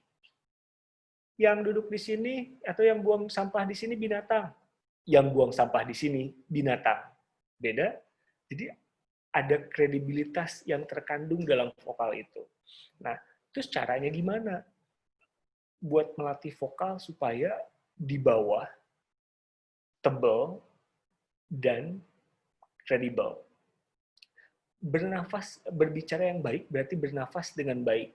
Yang kami rekomendasikan adalah bukan nafas dada, tapi nafas perut atau diafragma. Jadi yang dipakai adalah diafragma. Diafragma adalah otot di tengah-tengah dada dan perut. Terlalu teknis. Jadi intinya adalah kalau teman-teman kan kalau yang mau nyoba, siapa yang suaranya cempreng di sini angkat tangan terus bergabung di layar coba. Kita akan coba ini. Percuma soalnya kalau cuma nggak dengerin aja. Useless. Saya bisa aja ngejelasin. Tapi yang suaranya cempreng, coba masuk. Kita akan coba turunkan suaranya. Ada? Lu semua pada tidur ya? Inilah kalau webinar-webinar ini kita nggak bisa ngecek lagi ngapain. Yuk, ada? Yang suaranya cempreng dan ingin diubah? Saya Kak, cempreng nggak Kak? Saya Kak, Iwan. Sih, lu cempreng. Wan, coba bilang gini. Tapi nggak bisa on cam. Apa kabar? Bilang. Apa kabar? Apa kabar? Oke. suara ini, Apa coba kabar? lu ngomong, bukan, kita akan bikin 3 jenis suara. Suara pertama, apa kabar, ini suara asing saya nih. Suara kedua, apa kabar? Apa kabar? Di bawah, coba bilang apa kabar. Apa kabar? Pakai suara 2. Pakai suara 2, turunin. Apa kabar? Apa kabar? Bikin suara lu lebih ganteng coba. Apa kabar? Apa kabar? Nah, suara pakai jenis suara itu ya. Coba lu ngomong sesuatu. Ngomong tentang kimia pakai suara itu. Oke, teman-teman. Kimia adalah ilmu yang mempelajari seluruh aspek kehidupan. Bukan A. Anjay, keren. A. Iya. Bukan A, tapi A di bawah. Hai orang-orang yang beriman. Yang tidak beriman, tidak hai. Di bawah. Kimia, coba. Pakai suara di bawah. Kimia. Gue nggak ngeliat muka lo ya. Gue bisa menilai suara lo ganteng atau enggak. Coba pakai suara yang ganteng. Bukan kimia, tapi kimia. Kimia. Hai. Apa kabar? Wan? Lu sehat, Wan? Kimia. Oke. Sebelum, jadi coba taruh tangan di dada, tangan di perut. Apa kabar? Kita belajar nafas perut dulu. Jadi berbicara yang baik berarti bernafas dengan baik. Biasanya kan kalau kita nafas kita gini nih. Gitu kan? Dadanya naik. Gitu kan? Nah, sekarang tangan di dada dan tangan di perut. Perutnya yang kembung. Jadi udaranya ditaruh di sini. Kalau susah, sekarang teman-teman telentang deh. Gue tahu lu pada di kamar semua. Lu telentang. Nah, telentang, tangannya taruh di perut. Perutnya kembung nggak ketika nafas? Nah, kalau perutnya kembung ketika nafas, ya itu adalah nafas perut. Nafas perut adalah nafas yang kita gunakan saat tidur. Nafas yang digunakan oleh yoga, penyanyi, dan lain-lain. Jadi mekanismenya adalah kenapa kita mengambil nafas, kita memakai suara dari sini, karena udara yang ditariknya lebih besar. Amunisi kita ketika berbicara adalah udara. Nah, dengan banyaknya udara yang diambil, suara juga bisa dia lebih besar. Nah, yang harus teman-teman lakukan adalah turunin suaranya. Oke, kita ulangi ya, Wan ya. Jadi mekanisme bicaranya gini. Keluar. Oke, coba ngomong soal kimia. Kimia. Tapi bikin natural. Jangan kimia. Kimia adalah sebuah mata pelajaran. Enggak, lu bikin lebih natural. Bikin lebih natural. Kimia adalah. Di bawah. Kimia adalah. Nah, pakai suara ini, tapi lebih panjang coba. Kimia adalah. Terusin. Kimia adalah ilmu yang mempelajari segala aspek kehidupan. Terus? Udah, Kak? Belum lah, Cumi. Bikin gue tertarik sama ilmu itu. Coba kasih gue satu contoh. Kimia adalah ilmu yang mempelajari segala aspek kehidupan. Setiap kehidupan. Iya. Kehidupan di bawah. Iya. Hai orang-orang yang beriman. Yang tidak beriman, tidak hai. Yang kencing di sini, monyet. Di bawah. Yuk. Di bawah. Nah, kayak gitu. Yuk. Aduh, astagfirullah. Gak usah bawa-bawa tuh. Gak usah lebay lu. Ada, Kak. Yuk, Oke, ulangi. Di bawah. Yuk. Di bawah. Nah, sip. Pakai suara yang itu ketika bicara. Apalagi sama dosen. Pakai suara yang merdu. Apa kabar? Di bawah. Lu merasa suara lu agak merdu kan? Sip. Oke, Iya, ngomongin soal vokal, kita lihat video yang satu ini. Kenapa vokal itu penting? buat teman-teman, kenapa vokal itu jadi sesuatu yang dibahas. Jadi di Amerika Serikat itu mereka meneliti soal vokal ini. Mereka awalnya meneliti soal suara di mamalia. Jadi menurut penelitian itu di hewan itu kan ada yang alfa ya. Kalian kan orang IPA ya. Kan ada yang alfa kayak gitu. Alfa itu kayak pemimpin kawanannya. Rata-rata bunyi-bunyi dari hewan alfa itu lebih gede. Contoh kalau misalkan King Kong biasa, kalau King Kong alfa, lebih gede lah intinya, lebih besar. Begitupun ternyata mereka teliti ke manusia. Jadi mereka meneliti pemimpin-pemimpin negara di dunia yang alfa itu rata-rata menggunakan suara yang di bawah dan lebih gede. Contohnya kalau Presiden Amerika, fellow American, di bawah, fellow American. Saudara di bawah dan lebih gede. Tapi kan Bung Karno gimana? Bung Karno itu juga di bawah, bukan saudara-saudara. Nah gitu, tapi saudara di bawah dan lebih gede. Nah, itu membawa kita sama penelitian yang diambil dari, yang ini penelitian yang panjang, saya ambil cuma 3 menit doang dari National Geographic. Jadi video ini akan bercerita seputar tugas orang yang ada di stasiun kereta. Jadi tugas dia adalah bikin orang lain itu nggak nginjek kotak yang dilukis di stasiun itu. Dia pakai 3 jenis suara. Suara pertama itu suara yang biasa aja, keluar. Suara kedua dia naikin, keluar. Suara ketiga dia turunin. Yang dicari adalah suara yang ketiga. Kita cek dulu video ini ya. Tolong dikabarin saya kalau audionya nggak keluar. To find out, we've sent our own cheeky chimp. Aman nggak videonya? Aman. Suaranya keluar Aman ya? juga. Ya. Kita lihat dari pertama. To find out, we've sent our own cheeky chimp to stake out some personal territory in the middle of a busy train station. It's his box, and he's going to try and defend it from the human apes rushing for their trains. First, we've asked him to use a soft, high tone of voice. Get out of my box! Get out of my box! Get out of my box! Get out of my box! Get out of my box! Get out of my box! No one could be less interested in our chimp's demands. Get out of my box! Get out of my box! He's either ignored Get out of my box! or ridiculed. Get out of my box! There is no box. Next, we ask him to change the volume of his voice, but not the tone. Get out of my box! Get out of my box! It's louder, but still high-pitched. Get out of my box! Will anyone get out of his box now? Get out of my box! Get out of my box! Get out of my box! No, still no luck. He can't Get out stop of my box. anyone invading his territory. Get out of my box! Now he's going to adopt an alpha chimp's voice, low in tone and loud in volume. But will anyone really take any notice? Get out of my box! Get out of my box! Get out of my box! Suddenly, everyone's going out of their way to avoid trespassing on the alpha chimp's territory. Get out of my box! Get out of my box!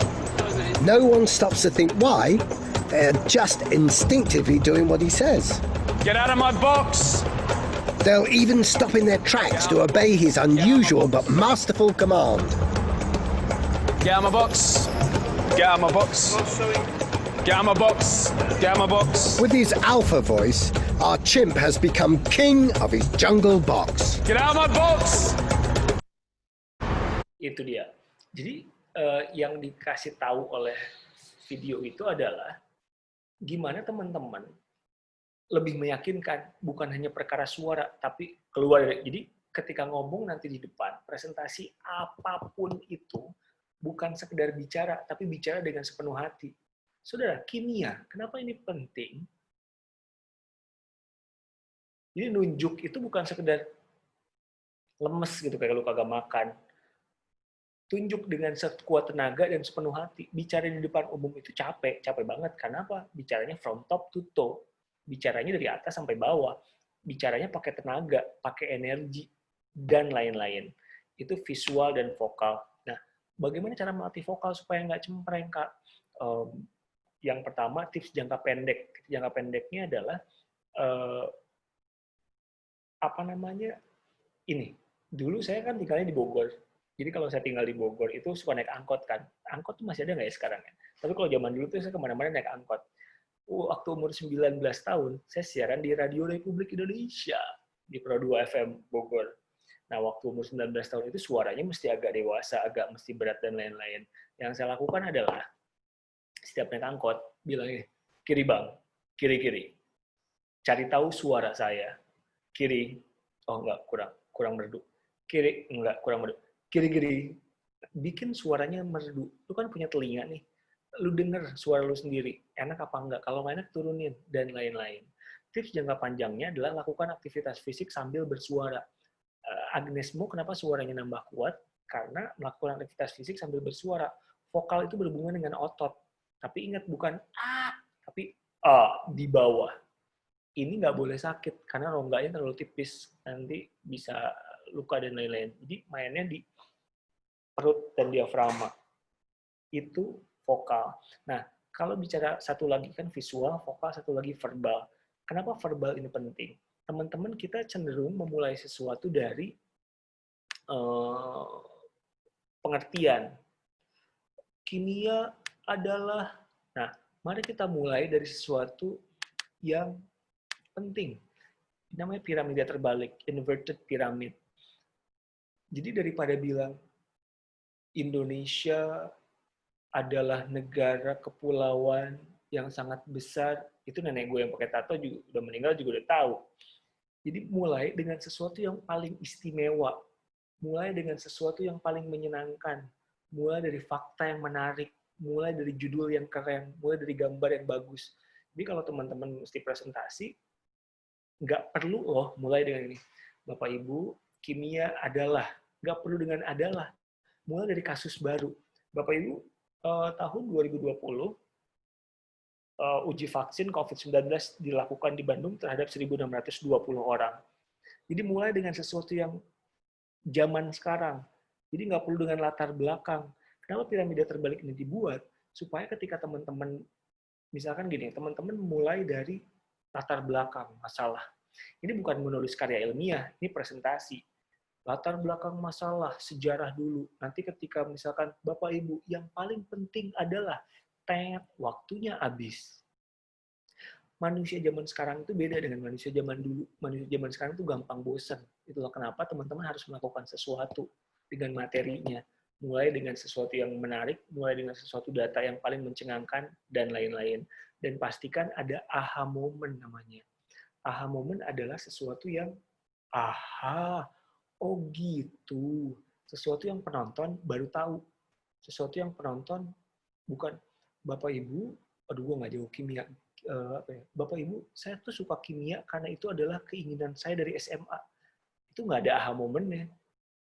Pasti Bapak Ibu, kalau beli botol minum kemasan, lihat deh di belakangnya itu ada tanda segitiga, ada yang PET, apalah kayak gitu-gitu. Jadi pastikan sesuatu yang kita keluarkan dari mulut kita itu belum pernah didengar oleh kuping yang duduk. Itu tugas pembicara itu memang agak PR karena harus nyari informasi lebih banyak, harus bergerak lebih capek dan bersuara lebih keras. Ya iyalah, lu kan jadi orang yang di depan, digugu dan ditiru. Visual, vokal, verbal. Terus bagaimana dengan personal branding? Inti dari personal branding adalah menjual diri kita. Inti dari personal branding adalah bagaimana kita pengen dilihat sama orang sekitar kita. Kita pengen dilihat seperti orang gila, kita pengen dilihat seperti orang pintar, kita pengen dilihat seperti orang yang baik hati, dan lain-lain. Gampangnya gini, kalau teman-teman lihat Instagram, kayak gitu. Ada yang pengen dilihat sebagai orang yang seksi, itulah kenapa dia nggak pakai baju buat yang cowok-cowok. Ada yang pengen dilihat sebagai orang yang pintar, itulah kenapa dia kalau foto gini. Pokoknya pencitraan. Nah, buat saya, personal branding di level ini yang sekarang adalah satu, bangun kepercayaan diri melalui konten. Yang kedua, buat yang cowok-cowok, pastikan punya kemeja yang pas badan, nggak bau, wangi. Pastikan punya jas yang pas badan.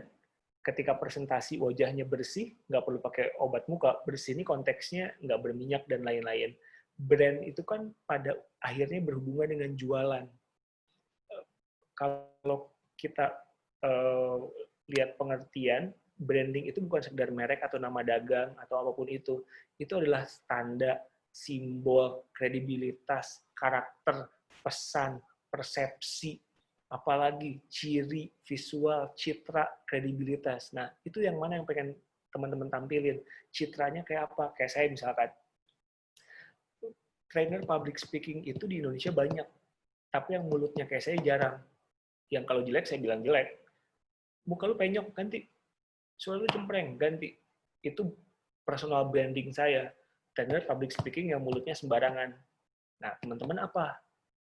Jadi, personal branding itu lebih ke kita pengen dilihat seperti apa oleh audiens, oleh teman-teman, oleh lingkungan sekitar kita. Nanti dari situ baru turunannya ada. Apakah baju? Ya, oke, jadi kalau misalnya gue pengen dilihat seperti orang kimia yang asik, oke lah, berarti gue nggak kayak orang-orang kimia pada umumnya ya, kacamatanya gue ganti jadi kacamata yang gaya, rambutnya gue ganti jadi oke, gue kan pengen bikin personal branding sebagai seorang mahasiswa kimia yang keren. Oh ya udah, berarti di Instagram gue fotonya akan pakai profil baju jazz lab, terus isi konten gue tuh akan membahas soal saus, bahan kimianya A, B, C, D, F, G, bentuknya apa, bahayanya apa, dan lain-lain. Itu personal branding sebetulnya. Intinya adalah citra, kredibilitas, merek dagang, kita pengen dilihat apa sama orang lain, ujungnya kemana? Ujungnya ke kita dikenal banyak orang. Ujungnya kemana? Ujungnya kita punya link. Ujungnya kemana? Ujungnya adalah ke bisnis. Ujungnya adalah ke, ya itu tadi, kalau ngomongin public speaking, saya pengennya orang ngomongnya sama Riko, public speaking kayak gimana? Ya public speaking yang mulutnya sembarangan, yang kira-kira kayak gitu. Itu sih. Jadi saran buat teman-teman yang ada di usia 20, 19 tahun, dan lain-lain, ini kan mahasiswa, yang bisa saya kasih saran adalah satu, perbanyak referensi. Perbanyak baca, bukan cuma materi pelajaran kimia yang teman-teman pelajari. Itu bagus. Tapi jangan lupa, nanti lu akan bersaing dengan orang-orang yang lebih pintar, lebih kaya, lebih keren, lebih kece. Lu harus punya scarcity, namanya keunikan. Jadi gimana? Kan ilmu itu harus bermanfaat buat sekitar. Buat apa lu sekolah, baca tentang kimia, tapi lu nggak bisa mengaplikasikan itu di dunia nyata. Ilmu itu harus bermanfaat bagi yang lain. Jadi buat saya, saran saya teman-teman adalah belajar yang benar, nanti cari cara buat ngemas pelajaran itu supaya asik, supaya ketika nyampeinnya orang punya aha moment. Aha, dia keren banget, gue pengen jadi kayak dia. Dia tuh bukan cuma pinter, tapi keren. Itu personal branding. Jadi, banyak yang harus diserap, ingat tidak ada yang original, 2% dari si A, 2% dari si B, 2% dari si C, 2% dari si D, 2% dari si E. Nanti akan menjadi 100%, nanti jam terbang akan melengkapi itu semua menjadi milik teman-teman. Sip, sama satu lagi, belajar buat active listening, belajar memperlakukan orang dengan baik. Misalkan kalau guru atau dosen ada yang ngomong, simple. Mendengarkannya jangan songong, jangan begini, jangan nyender. Mungkin kita berpikir kita tidak melakukan apa-apa, mungkin kita berpikir kita sedang mendengarkan, tapi orang yang di depan bisa berpikir, lu lagi menyepelein gue ya? Intinya kayak gitu. Sip, ada yang mau ditanyakan? Ada satu orang, Cinesia, silahkan. Setelah Cinesia mungkin sudah tidak ada kesempatan lagi ya, dari tadi ditanya. Cinesia, Prastiar Suryawan, silahkan Cine. Oi.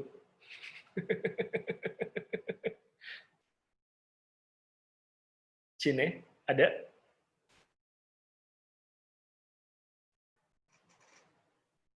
Halo Cine.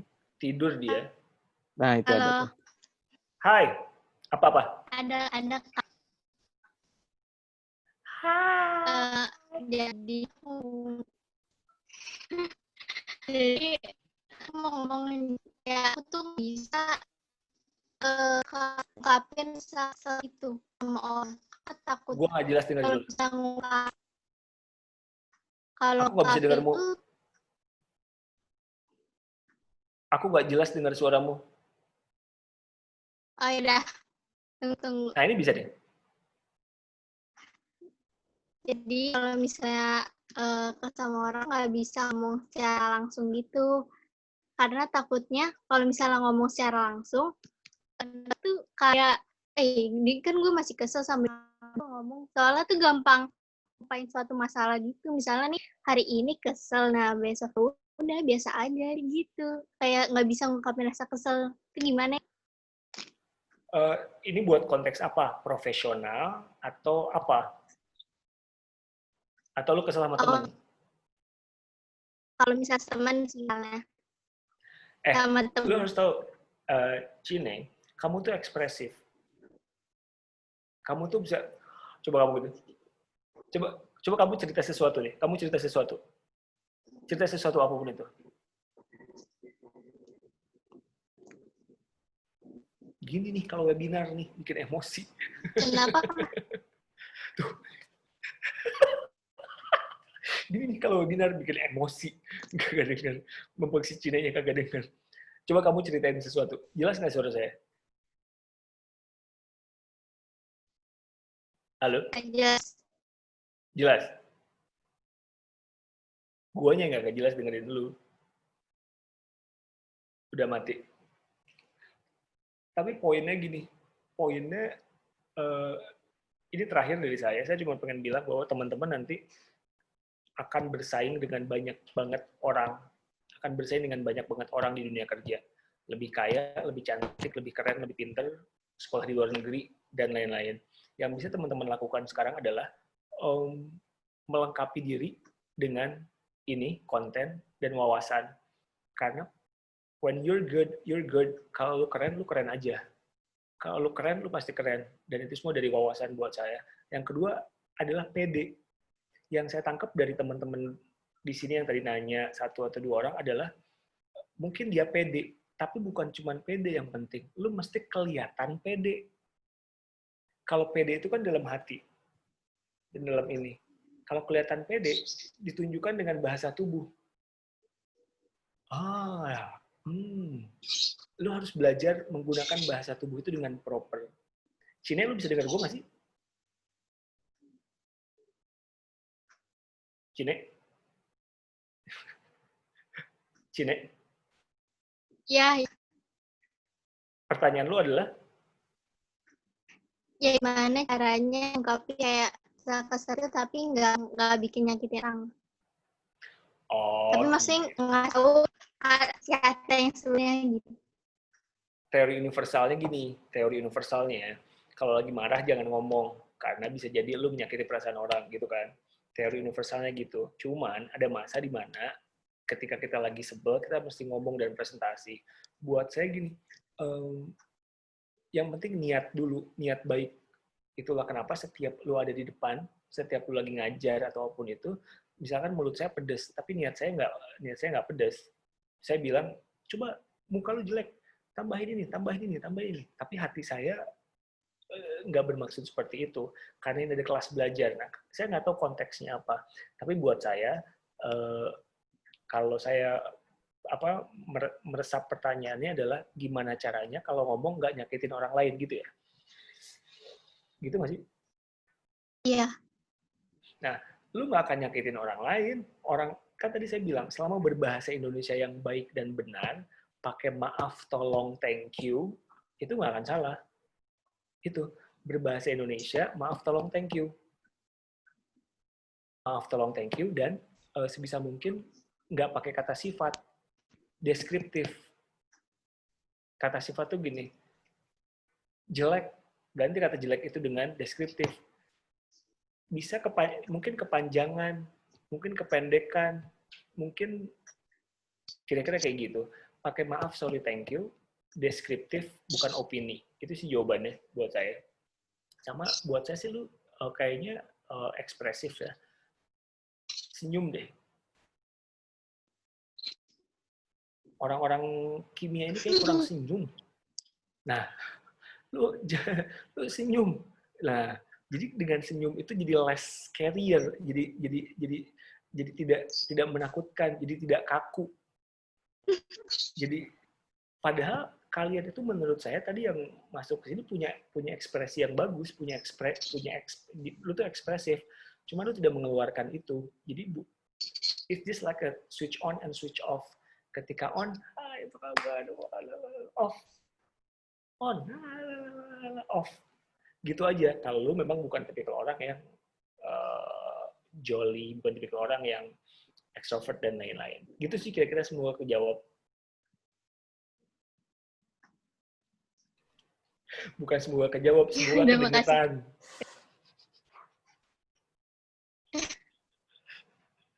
Gitu sih. Yang pasti good luck. Kalau misalkan mau nanya-nanya, lu ini aja ke Instagram saya DM saya. Nanti kita ngobrol di situ.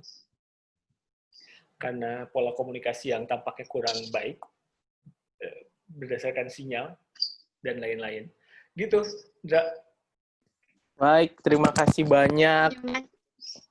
Kak Riko Anggara. Wah, saya ganti ya, Kak Riko Anggara. Ya. Nah, gitu, lu senyum. Bagus. Yeah. Baik. Selanjutnya, sebetulnya mau ditutup oleh Pak Sony Wijaya, tetapi sedikit saja dari Komisi Kemahasiswaan Kimia, ada komentar Ibu Teti, adakah? Hai Bu Teti. Bu Teti mungkin tidak ada ya. Baik, kalau begitu terima kasih Kak Riko.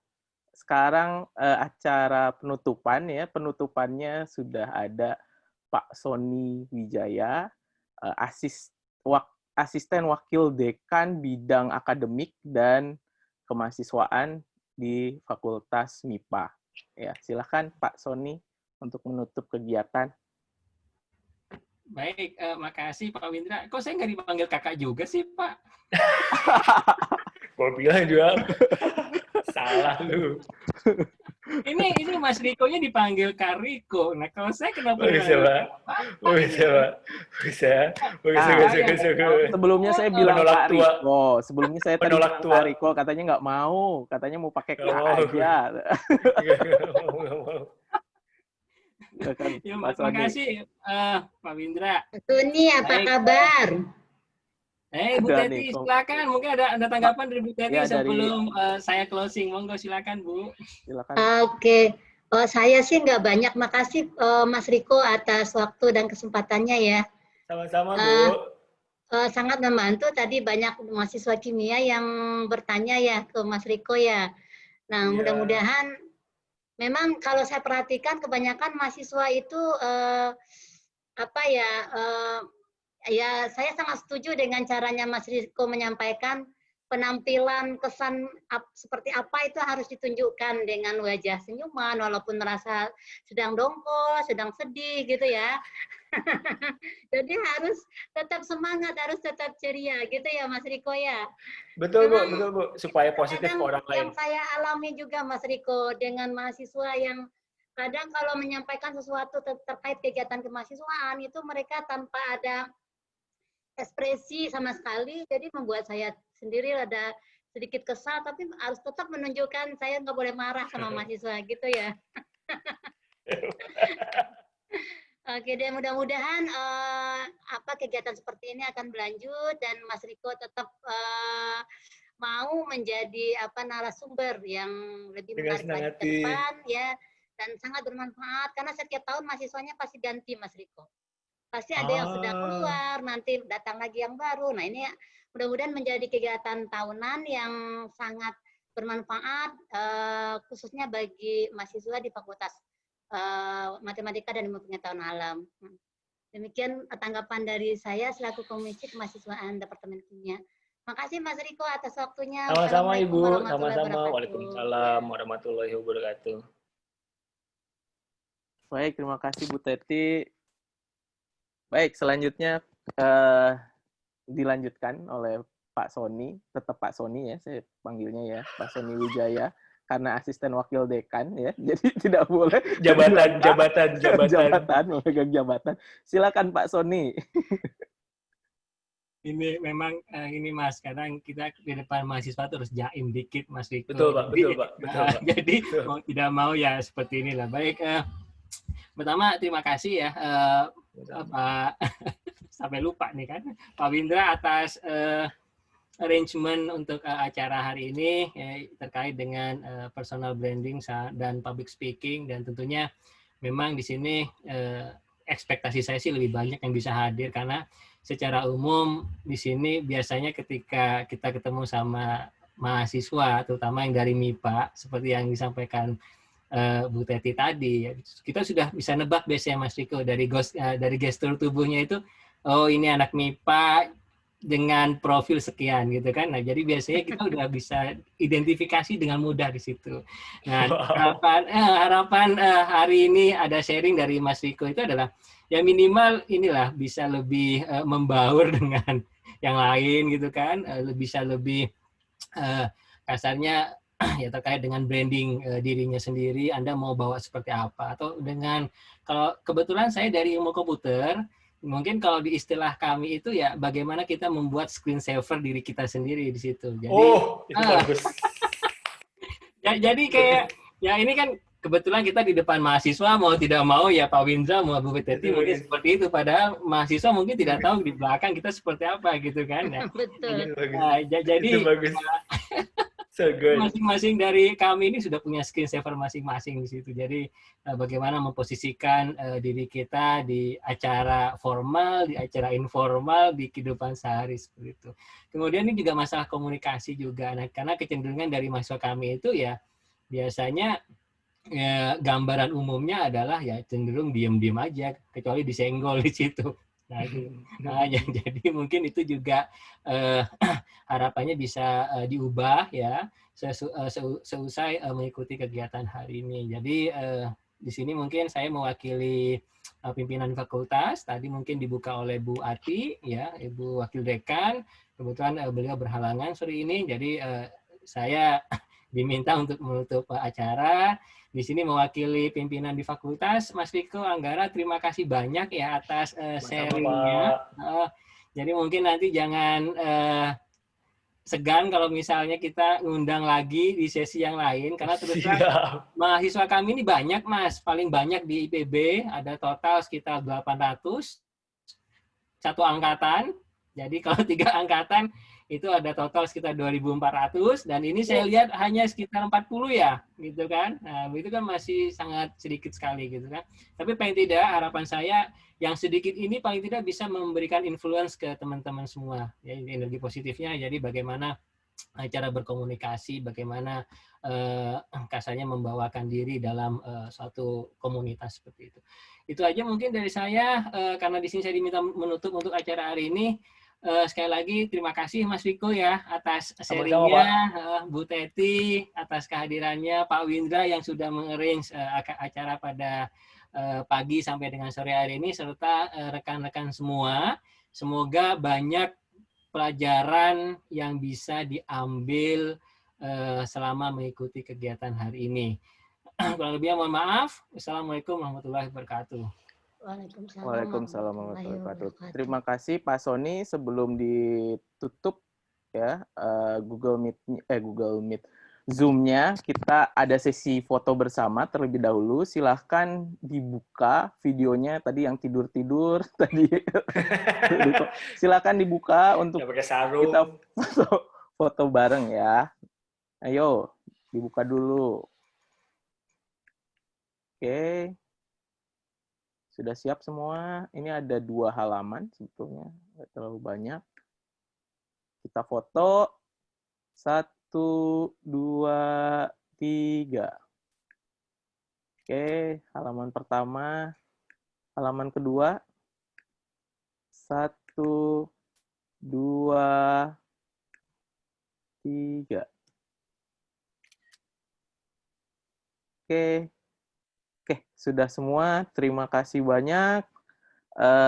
Sampai jumpa lagi di kegiatan soft skills lainnya ya. Terima kasih. Assalamualaikum warahmatullahi wabarakatuh. Waalaikumsalam warahmatullahi wabarakatuh. Mas Riko, makasih banyak ya. Mas Riko, terima kasih Kak Riko. Terima kasih. Pak Indra, Bu Teti, ya. rekan-rekan semuanya, terima kasih. Jaga kesehatan. Kasih Pak Sony. Sama-sama Pak Indra. Untuk sertifikat menyusul ya. Ya, sertifikat dicek dulu ini ada mahasiswanya yang ikut 2 sesi yang akan mendapatkan sertifikat, jadi yang cuma 1 sesi tidak akan dapat. Kemudian sebagai informasi juga akan banyak soft skill yang lain dalam waktu dekat. Kalau ada waktu silakan bergabung ya. Banyak sekali yang kita coba siapkan di situ untuk peningkatan soft skill rekan-rekan semua. Mungkin nanti bisa dimasukkan di SKPI-nya mungkin. Ya. Baik. Kita tutup ya, Pak Sony. Ya, makasih Pak Winda. Terima kasih. Mari. Assalamualaikum. Salam, Gatuh.